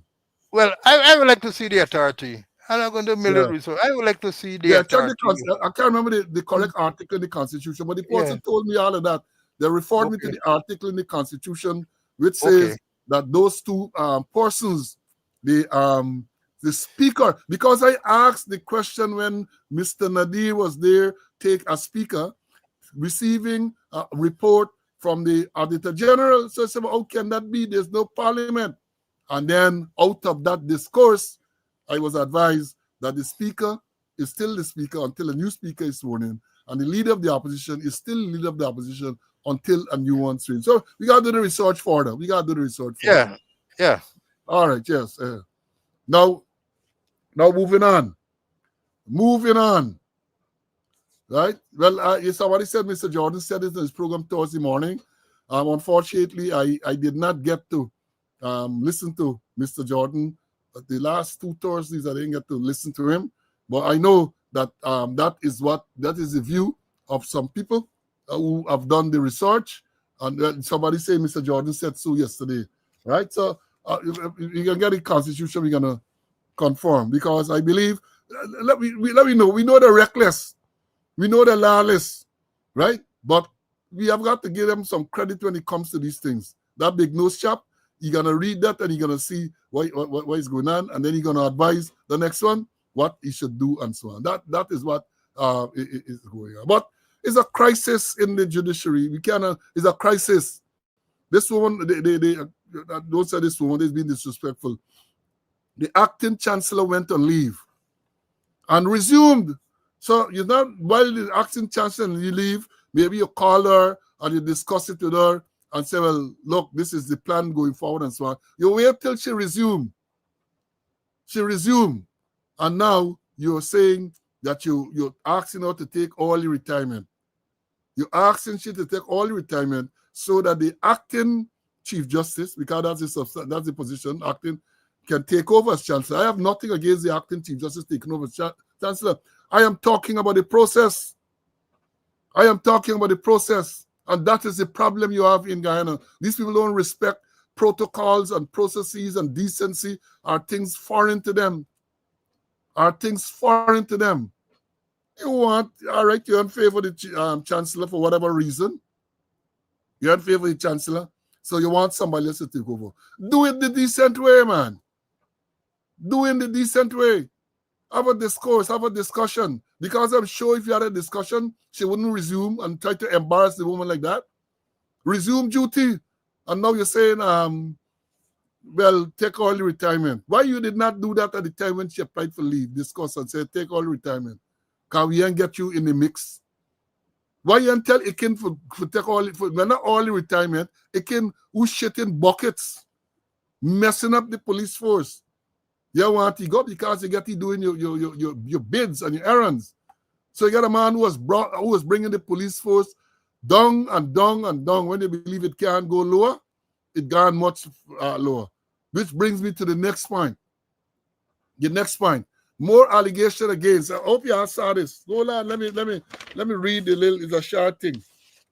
Soku investigating police again. Well, people have complained about Soku's ability to investigate. But this is yesterday, I think it's Team Mohammed. Soku raided the police finance office Ivleri as part of an investigation into 23.8 million fraud involving both the finance office and Maburuma police station in Region 1.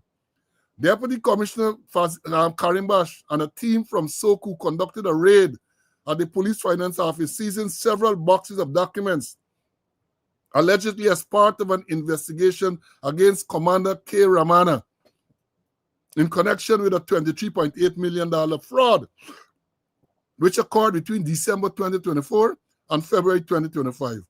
Our sources confirmed that after the raid at the police finance office yesterday, a team from Soku visited the Maburuma police station today to continue their investigation. As the investigation develops and more senior personnel come under scrutiny, questions continue to swirl about the extent of the alleged fraud with the top brass of the Ghana police force, which corrupt officials might be implicated next. That's what going on in the police force. And you can ask it, go on. And I confirmed that Ransom Soku went into Region 1 yesterday, or yesterday, the day before, to conduct or to continue to conduct this investigation. It is confirmed from reliable sources. That is where you get 23.8, they say. What is the figure? 23.8. And look. Look the story. This is a breakdown of the checks that they investigate. You see all the check numbers and the amount. The check number and the amount. And these are some of the checks that are involved, the seized. I see they redact some information there, but Region 1. Again, Region 1. Only recently, remember, I think it was only last week, allegation against the Region 1 commander. Sexually involved with some female rank. The story is that the rank was transferred to the rank of indigenous descent, transferred to the division, and was kept at the registry where the commander is. Because you know the commander, you get a registry, your staff, and so on. It is alleged that shortly thereafter, the commander engaged in a relationship, intimate relationship with his junior rank. Right? It is alleged further that the commander's wife found out about the thing. And the commander's wife went to the place and abused out and order or tell she got to move. That is what is being alleged. And he decided that she got to send someplace, at some place they say where there was no accommodation for female ranks. That is what is being alleged. And she refused to go. I have seen evidence where she decided, that's the female rank, decided that she going to tongue to make complaint or to make whatever it is. And she was prevented from traveling on the aircraft. They prevented her from traveling on the aircraft. She eventually made her way. I think she used river or something to come to town. And again, I asked the question, you see, when you look on the police social media posts, you see they tell you now that the senior females of the females from the Women Police Association going around and they're inspecting female ranks and all that everything. Are they not looking into matters like these too? Where junior ranks are alleged that they are bullied for sex and they're exploited. They're not investigating that too. They're not going to investigate that. They're just going around for photo op. So you're inspecting and you flash it. What discussions you're having with those vulnerable female ranks? What discussions are you having with them? Do they have the confidence in you to relate the problems that they have? Right? Do they have? Because in every division, let me say this, in every police division where there are female ranks, you have to identify a female police, respected female police in the division, who is like a welfare officer. Because you there as a male commander, certain things women are coming and tell you, something about the women issue and so on, they're coming and tell you, they're going to be more comfortable speaking to a senior female. You always have that. You always have that. But me, I know what's going on now. I don't know what is going on now.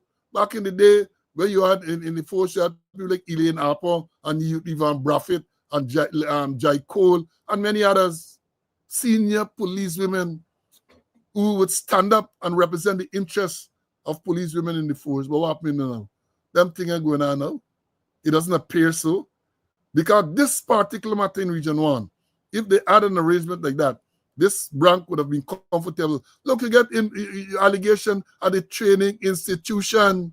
Recently, we come up last week, training institution, some officer and 3 sergeant under close arrest because OPR, that overburdened organization or that overburdened department, got investigate sexual scandal at the training institution. And when we talking about sexual scandal, we talking about homosexuality, male and male. We talking about other sexual relationship going on right there. Going on right there. And you're not asking the kid to go home or take all, well, you can't be all the retirement date pass long. But you can take your eyes and pass the chancellor and she allow her to resume. You know, that is a that is how egregious this thing is. Allow her to resume. And now that she has resumed, you're writing to tell, but I know what process they used to say, she must go into early retirement, and you're writing to the outgoing leader of the opposition for his agreement for others to be appointed. You see how these people crude? You see how they crude? You talk about corruption and incompetence, but is how you put them back there 5 more years in your backside. In Ireland thing, 5 more years in anything. But you know, it's but when you look, you know, let me say this. Despite what they say, they corrupt. Even the US, when they make report and them thing, they talk about the corruption in the judiciary and so on and thing, they talk about that. I am sure we'd all agree that some of those people are upstanding people, just like policemen, upstanding people. But when you treat them in this manner, others looking at us, oh God, if them get treated like that, what going to happen to me? What is going to happen to me? And it's not the first thing like that. Remember not so long ago, they locked out the acting chief magistrate from the office. When she turn up one morning, the office locked. You forget these things, you know. I am saying that these people have no class. Well, if they have class at all, it's last class. Because you don't do those things to people. You do not do those things to people. Right? You don't do them things to people. I am saying they got to be a process. Somebody saying here that Mosley said that she wrote and asked the president to proceed in early retirement. No, let me understand. Let me understand. She was on leave. She was on leave and she resumed. The fact that she resumed from leave, to me, indicated that she intended to continue. The fact that she resumed from leave. Because I would think that if she wanted early retirement, it would be all part of this leave arrangement. When you apply for leave, you apply for leave and you apply for early retirement and go your way. You apply for early retirement and go your way. Anytime, my view, that she did that is because she was asked to submit. And she decided that maybe that's the best thing to move on. I believe so. But then again, you get your top judicial officers, this is the way you're treating them. First of all, acting appointment all them years. All them years. All the outgoing or the past head of the CCJ commented on it. Came to Ghani, commented. The recent appointed head of the CCJ made a similar appointment about the time for the people to be appointed substantively. Well, what are you going to do? You just move on the one and then you do the same thing. That is what, because I believe, it is my view again, that when these people, when decisions are made that they don't favor, that is what they do. It's not only the moving of the arm, but the embarrassment. It's the embarrassment. Not as you're putting in somebody else, right? But it's the manner in which you do it to not only remove the person from office, but to embarrass them in the process. To embarrass them, or as my Indian friend used to say, when I say Indian from India, embarrass. You embarrass them. That is what is going on. Let me bring in CC. I'm sure you want to have a piece of this too, right? CC, the Yeah. embarrassment, my brother. Go ahead. All right, but let me go back to the Speaker, Deputy Speaker. Article 157. A person shall vacate the office of Speaker or Deputy Speaker whenever the Assembly force meets after the dissolution of Parliament and also an quotes from A to D. So the thing is that when the Assembly force meets, then I gotta check in terms of the leader of the opposition to be convinced. Now back to this massive financial irregularities in region number one. It's nothing new. Months ago we highlighted, and months ago we talk about the corruption. Months ago we talk about the tap gunners in region one, where they rush to Aquario, to Matthews Ridge, to Port Kaitumo, to Baramito, to Arakaco, to Imbutiro, to Morowana, to Yarakito, and get people to sign bogus accounts, millions, 23 million and counting.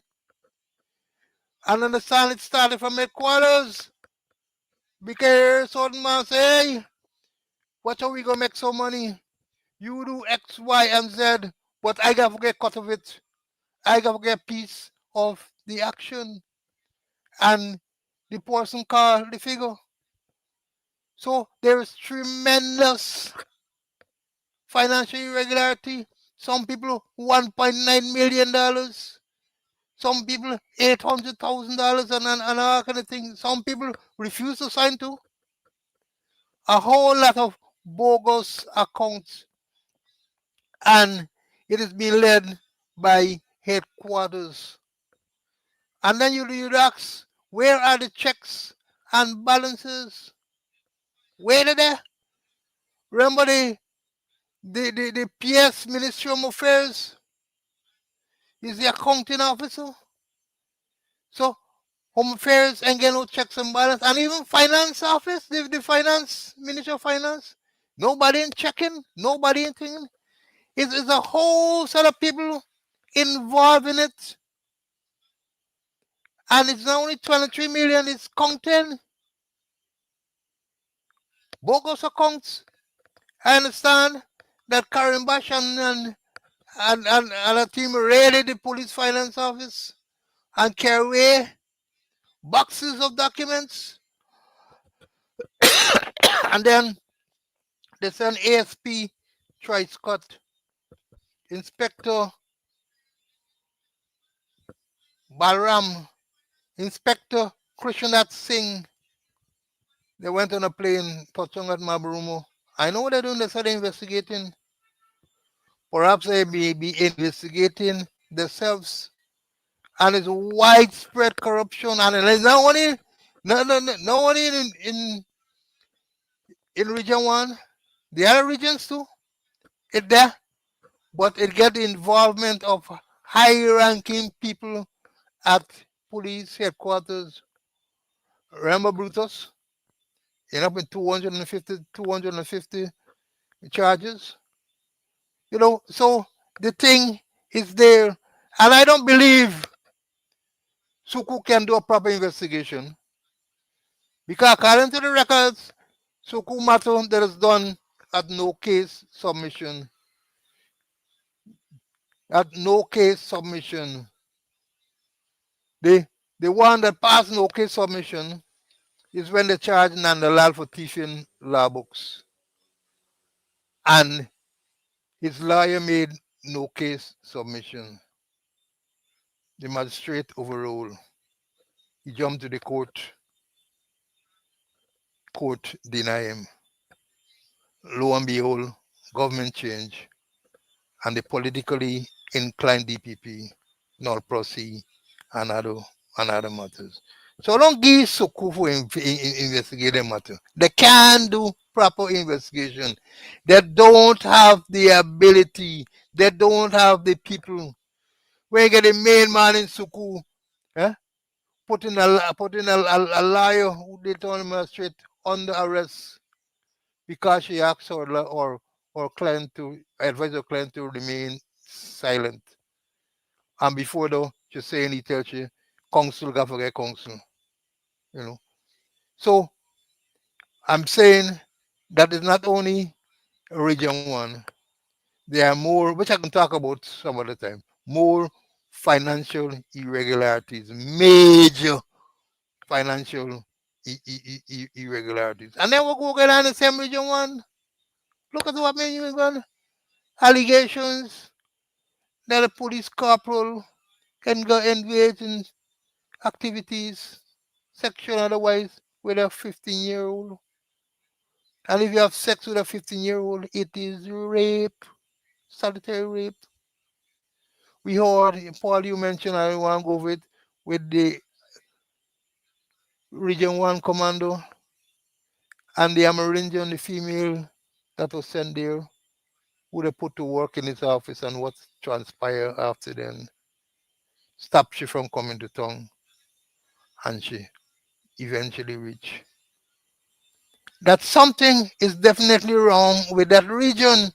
I heard they transfer you and then they put it on hold. I know it's for this investigation to go on, but you know, so many things going wrong with Region 1, financially and otherwise. They get a boat, the Tamaki, at the remote of the Boromeo River there. What is it doing there? Enriching the police there. It's there to prevent fuel smuggling, to prevent drug trafficking, to look at the illegal immigrants. What going on there? When last you hear they stop some boat and find something? When last you hear they do any action? They're there to protect the drug pushers, to protect the drug smugglers, to look after the immigrants at a cost because Jackie Opel coming into play.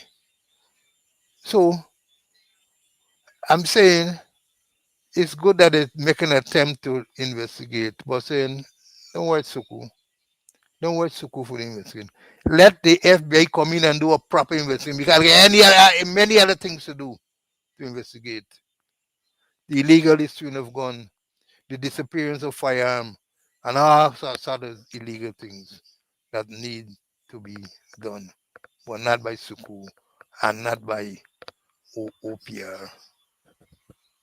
Yeah, you got the gold smuggling. You got the Sue Gate, the Sue story, all those things if you want to investigate. Let's investigate, man. If you want to investigate, as GHK Lal said, they pointing finger at him with the gold smuggling. Said, let the FBI come and investigate. I ain't got nothing to write. Let it investigate. And I would say to them, when they do these investigations, get people to conduct proper polygraph testing. Like detector test on them, man. Let it come and you're going to show. Because when around 2015, many police ranks underwent polygraph tests. That is on the coalition government. Enough of them. Some of them who are in senior positions now failed. They failed the test. And you know what? They couldn't answer truthfully whether they benefited from drug trafficking or drug pushers. Couldn't answer that truthfully. They failed. So what do you expect? What do you expect? Region 1, 4.4 tons of cocaine found last year. What happened thereafter? A lot of the people who are there promoted. The man who been at the Mabaruma where all the drugs been promoted. Many of them promoted. So they're rewarding criminal behavior. They're rewarding corruption. What do you expect?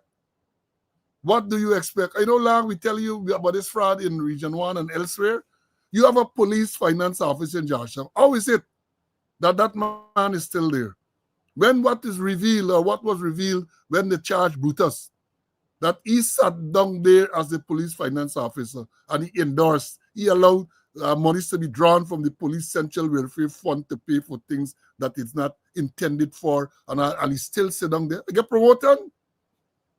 That is what you have. People have been rewarded. Again, $8.5 million. Jagdio said it is reprehensible. What happened? Promotion. You talk these things to your vex. I don't care. You're vexed with your own damn face. Because I'm telling you the truth. The facts are there to support what I'm saying. Now, we told you, and CC, one of the students said the article is 184.2 to deal with the leader of the opposition. 184.2a. 184.2a tells you about the longevity of the opposition leader. He remains there until a new opposition leader is sworn in. So you got to do your research. You got a reference there. Now let me make this. Let me take this thing as we try to wind down. I told you all about the ongoing murder trial. You know, in the Quindon Bacchus matter. Quindon Bacchus, who was shot and killed by a policeman from, allegedly shot and killed by a policeman from Special Branch back in 2022. The trial is going on now in the High Court in front of Justice Gino Prasad, right? And in today's paper, you're going to see an account that the trial is ongoing. And let me say this to these reporters. You don't have trained court reporters now, but this reporter in Stabrook News say something here. Let me read this part. She said, one of the prosecution's key witness, a police officer responsible for firearm distribution, was cross-examined by state prosecutor. She testified that on the 3rd of June 2023, Officer Dinabriga uplifted 19mm pistol, a magazine, and 15 rounds from the station armory. Now, Madam Reporter, the state prosecutor could not have cross-examined a state witness. Let me understand this thing clearly. You see, these nuances you always miss because you don't get the training. Because you're saying one of the prosecution's key witness, a police officer responsible for firearm distribution, was cross-examined by the state prosecutor. No. The only way the state prosecutor can cross-examine a state witness is if the witness has been found to be hostile. Right? There's a process with hostile witness. And the judge would have had to deal the witness hostile. And generally what happens? Quickly for the policemen who think, policemen and others.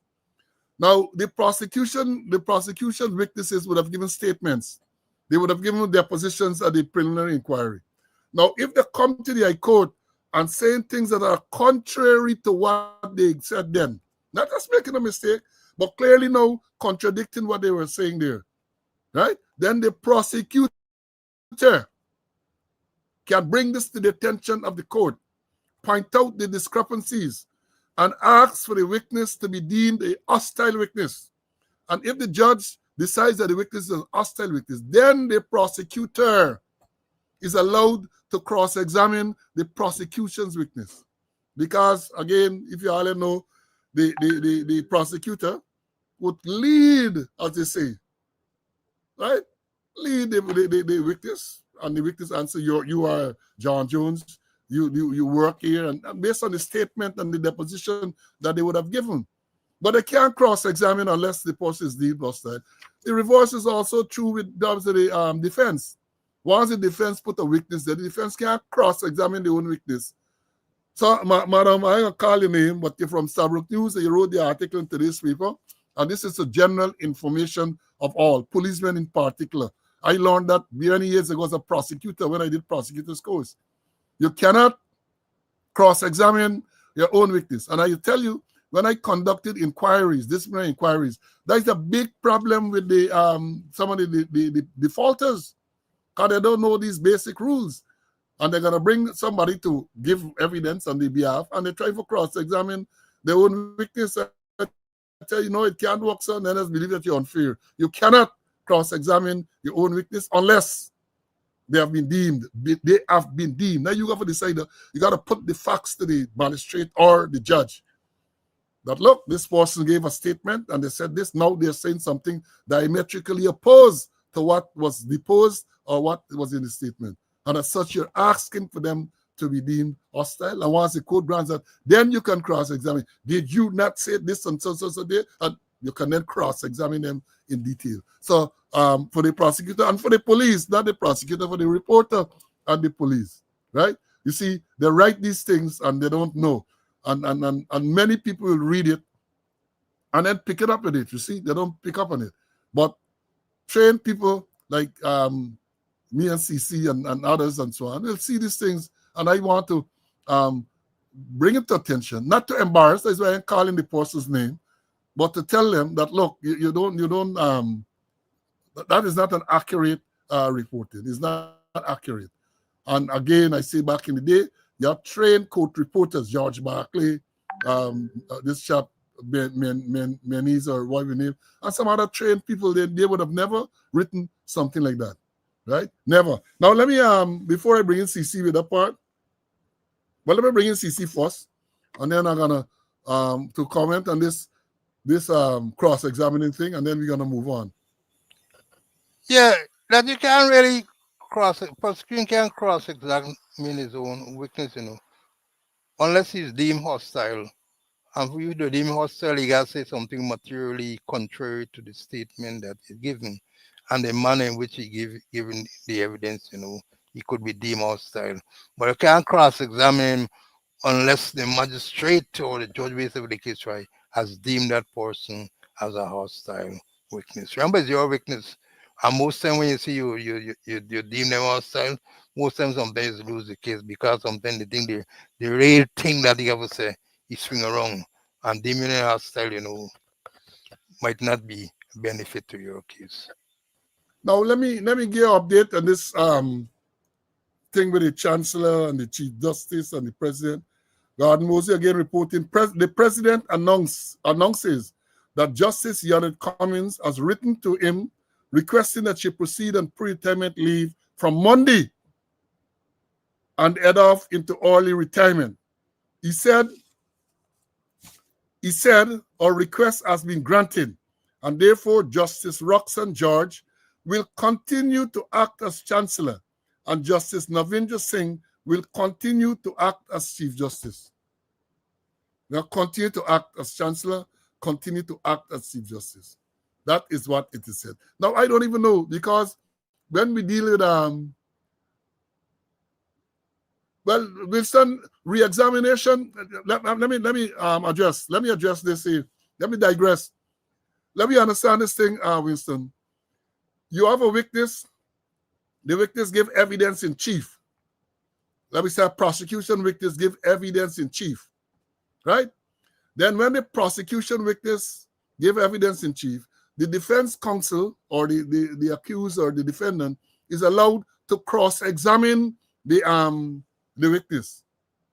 Now, when they finish cross-examining the witness, if the prosecution wants to re-examine, re-examination can only be done on issues that came up during cross-examination. Re-examination can't seek to introduce new evidence. So understand it, yeah, you can re-examine, but re-examination is not intended to introduce new evidence into the trial. So if it is something came up during cross-examination, the prosecution can then seek to clarify on the re-examination, but it has to have come up during the course of the cross-examination. You can't, let me say you forget something and you forget to ask something, and then when the re-examination, you try to introduce new evidence. No, that is going to be objected to. It would not be allowed. So yes, you're correct in terms of re-examination, but you got to understand the difference here in terms of evidence in chief and re-examination. Again, I say re-examination is allowed, but in re-examination, you cannot attempt to introduce, well, put it this way, re-examination is to clarify issues that would have come up during the cross-examination, right? Right? So, yeah. You know, I say, that's why we love this interaction, man. We love the interaction because we can seek to educate. Because unfortunately, a lot of these things are not taught to the policemen, and the general public don't know these things. Right? They don't know. So we try to share our immense experience with not only police, but so that the civilians can know what is going on too. It's in your interest to know these things, right? So when we talk about stop and search, it is in your interest to know what your rights are, so that when your rights are violated, you can take necessary action. And for the policemen, it is in your interest to know what are the correct things. So that when you write a statement, you're not writing the wrong thing, believing it's the correct thing. And that is a big problem that you have. I have experienced that when I was in the force. Policeman to write a statement, his statement sinking, his own statement sinking, because he had know that, for example, that statement from Ikin that he took $8.5 million from Amir Ahmad. Is the own statement sinking? He do that because he had no better? Because I'm telling you, no sensible and experienced policeman can write that he take money from a man for finance wedding. He would have recognized that he's implicating himself. And don't tell me Ikin was being honest when he do that. No. Ignorant and no policing. So you can write that he take 8.5 million. I had this policy and all them everything. He can write, he wrote that because he had no better. But I am saying, and not that the policemen are dishonest, but you have the knowledge and you would know that to write something like that is that you're sinking yourself, and nobody can incriminate themselves like that. You as a counted American, something that you take the fifth. You take the fifth. The Fifth Amendment in the American Constitution protects you from self-incrimination. So in the Americans are taking the fifth, you stay silent because you know that whatever you say you might implicate yourself. So you remain silent. And remember this as we try to close. If you are accused of any crime or offense, the obligation to prove the case is on the prosecution. You can stand up there silent, and they can't take your silence as guilt. At least they should not. So you don't have to prove a thing. They have to prove. And it goes beyond a reasonable doubt. They have to prove it. Right? So again, you have to know these things, because in many cases, let me come to shooting incidents. Policeman shoot, sometimes injured, sometimes the person dies. You got to write a statement. The old police will tell you, because they know the rules when you may fire. Take a standing order 18 or whatever it is. They know when you may fire. They make sure that they are covered. But them people get it, they don't know when you may fire. So they write in all sort of nonsense, the man is running away and all sort of thing, and then that is how you get yourself in trouble because of lack of knowledge. So that's why we encourage you to read, get the knowledge, so that you can protect yourself. You can protect yourself, right? Now, what else we got to talk about before we move? Well, before bringing CC for his closing, as we said earlier, the president has made the proclamation for Parliament to commence on the third, I think it is Monday, the first Monday in November. What happens then? As we have come to realize, the Speaker, Mansour Nadir, is still the Speaker until a new Speaker is sworn in.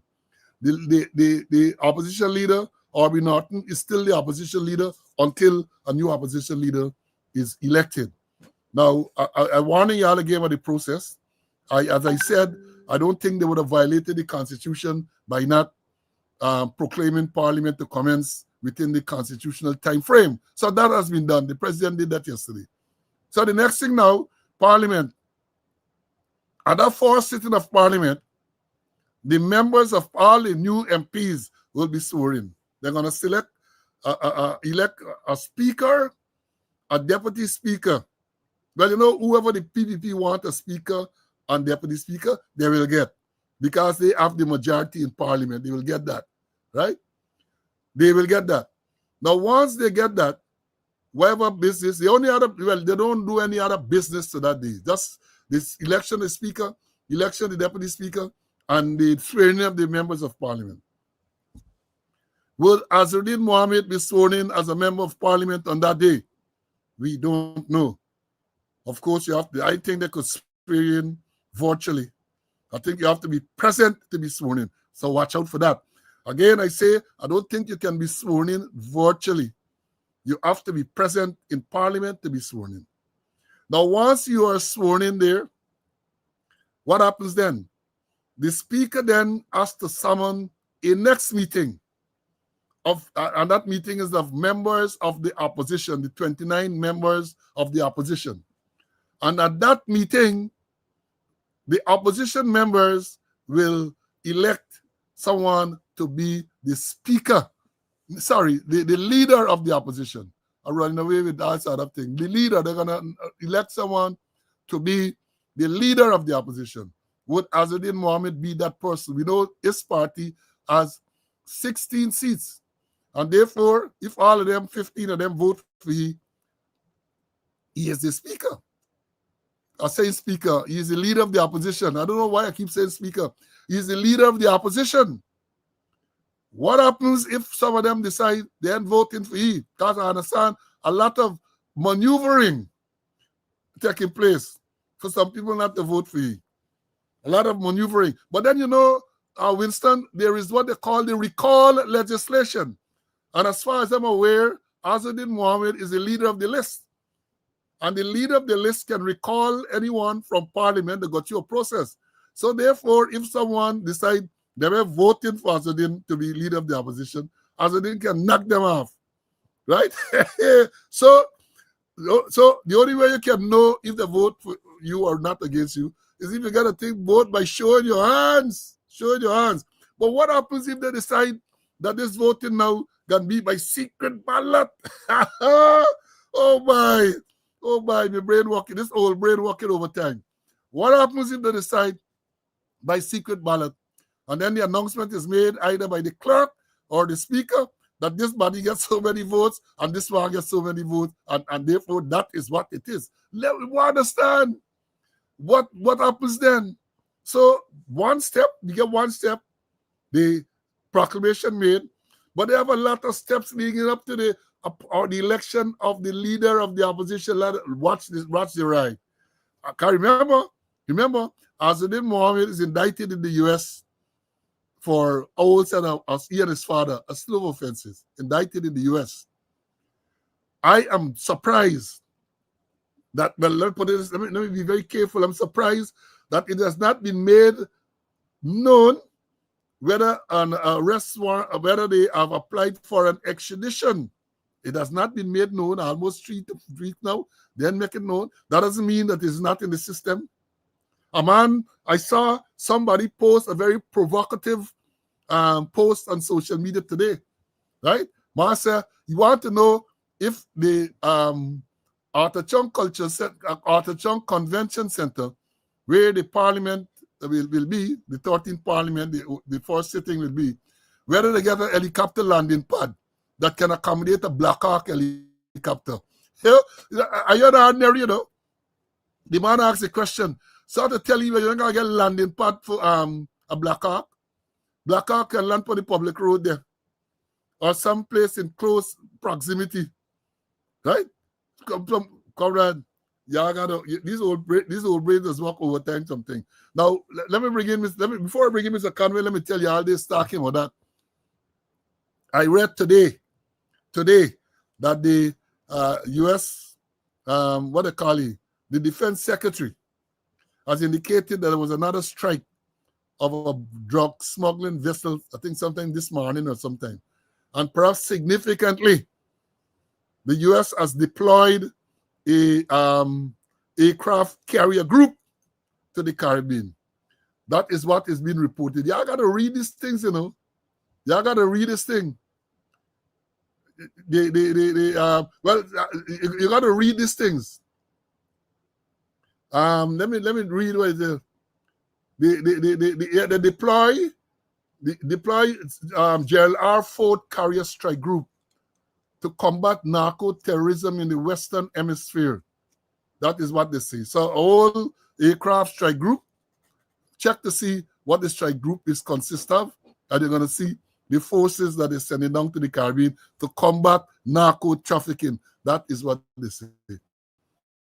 That is what they say. I see here one of the students who I respect a lot is saying that it cannot be by secret ballot. The voting cannot be by secret ballot. It has to be by show of hands.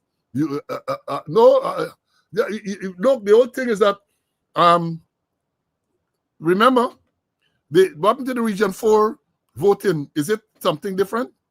Region 4 voting had to be by show of hands until the RU decide that it's got to be secret ballot. Recently, last week or before the last, look, let me tell you something. By now, we have got to come to recognize that these people ain't got much regard for rules and regulations and protocol. Even when it's in black and white, they have an attitude. We do know what we want to do if you want to challenge it in court. So even if it is stated in the Constitution or in any other document that the voting has to be by the show of hands, don't put it beyond these people to disregard that. Let me understand it clearly. Do not put it beyond them to disregard that. I have had my experience with them. And if you're following the thing, you will see. We talk about the same appointment of Ikin and Twan. The Constitution says that you have to have a consultation with the leader of the opposition. And what the court ruled. The court said, well, there was no leader of the opposition then, so and it was necessary to make the appointment, so we make the appointment, right? We make the appointment. When one would have thought that if the Constitution says that you have to have consultation with the leader of the opposition, and there is no leader of the opposition, then you can't do the consultation. That is what one would have thought. That is what you would have thought. As Justice Gino Prasad said, Winston, I'll get a case. When we had the challenge to the unlawful suspension of the Police Service Commission, right? One of the things they argue to say, well, because the Constitution stipulates, Article 225, the process to remove a constitutional body, and it says that you have to have the Judicial Service Commission involvement. At the time, there was no Judicial Service Commission. And they argue, well, there was no Judicial Service Commission. The judge ruled, he says in writing, that is the president's burden to bear because the president had to appoint the Judicial Service Commission. And you cannot not appoint the Judicial Service Commission, then come to argue that you did this act because there was no Judicial Service Commission. So let me understand it clearly. Let me understand this thing clearly. But let me bring in CC. We going way about the time. You get a lot to talk about and to give his closing. And let me listen. CC? Yeah. We talk about, and I'm going to be quick here, about less lethal weapons. And I'm reading from this bill number 8 of 2021. I'm not going to be long, 7th of June, piloted by Brindley Horatio Robson Ben MP, Minister of Home Affairs. And here the definition for less lethal weapon. Less lethal weapon includes A. Nightstick, buttons, or club. B. Chemical irritants including pepper spray or tear gas. C. Conducted electrical weapons including taser or stun gun. D. Kinetic impact projectiles including rubber-coated bullets. Or C. A water cannon. Maybe in another episode we're going to go more into details there. I agree that the leader of the speaker already in the article will demit office after the first sitting. And I, thanks to student, I found Article 184 too. And here it was said, the office of the leader of the opposition shall become vacant if A. The holder therefore ceases to be a member of the assembly for any cause other than a dissolution of parliament. For any cause other than a dissolution of parliament. B. He or she is not a member of the assembly when the assembly first meets after dissolution of parliament. C. By virtue of Article 156.2 or 3, he or she is required to cease to exercise his or her functions as a member of the assembly. I think I need a little more a little more clarification on that, and I'll do some consultation to be fully convinced. Um, we've had a long day, and we had good interaction, Paul, and I hope that we'll continue to enlighten the nation in terms of what is happening. Right, my brother. Thank you. But let me just say this. I am not disputing what Article 184 says. And it says that the voting for the election or removal of office of the leader of the opposition shall be by a show of hands. And shall is mandatory. I am not disputing that. I am not disputing that. But that has to be taken into context now, I believe, with this recall legislation. Because anybody who raise their hand and vote against Azuddin Mohammed being the leader of the list, can knock them off. Are they going to risk being knocked off? I don't know. You see, we are in uncharted waters. Never before have we had a situation where you're not certain who the leader of the opposition would have been, because you have two parties basically. You had either the PPP and the PNC, the P coalition. You had that, so there was no issue there. But now that you have this issue with sanction and extradition, let me watch and see what's going to happen. Let us watch and see what will happen. I am not disputing the Constitution says that. That is what the Constitution says. But remember, they have been known to violate the Constitution frequently. They have been known to violate the Constitution. What happens, for example, you're swearing all members of Parliament on the first day that the Parliament meets. You announce that you're going to meet at a particular place and time to elect the leader of the opposition. And all of a sudden, people get diarrhea. They get dengue fever, and they can't turn up. Look, let me tell you, these people are not ordinary, you know. They get diarrhea, they get dengue fever because Jackie Opel came to them the day before or something like that, and they had a decent discussion with Jackie Opel, and Jackie Opel promised them some cars to rip. And then the next, they can't make it to Parliament. The Constitution says that all members of the opposition must be present for this election to take place. I don't know, but this old brain of mine, thinking about all of these things. Well, as I said yesterday, I didn't get to listen to any program, and today I was busy. Yesterday, I was moving. I didn't get to listen to the program yesterday. But I can look back and I listen back, because I am saying that it is clear from all the maneuverings and so on that the PPP don't want Azuddin Mohammed to be leader of the opposition. And I say, I don't know that there can be a remote arrangement to be sworn in as the member of Parliament. I don't know there can be a remote arrangement for him to, or virtual arrangement for him to be sworn in as leader of the opposition. We got to watch. We are approaching some very interesting times. Look what come up today with the Chancellor and the Chief Justice. And look. Every day is something new. Every day. Folks, we had you long this afternoon. I don't want to stand between you and the beginning of your relaxing weekend. So I say this to you, keep watching what is going on. Don't blink. If you blink, you lose. Don't blink. Watch them with 4 eyes. And I say, today, Friday, enjoy your weekend. And God spare life. We're going to come again on Monday at 11 o'clock to bring you another episode of Speaking Out, Exposing Corruption and Incompetence. Until then, I urge you, people die from bee sting, people die from electrocution, motorcycle accident, policeman gets shot in the chest. Things happening all the time. I urge you to be extremely, extremely careful. Until we meet again, stay well. Bye.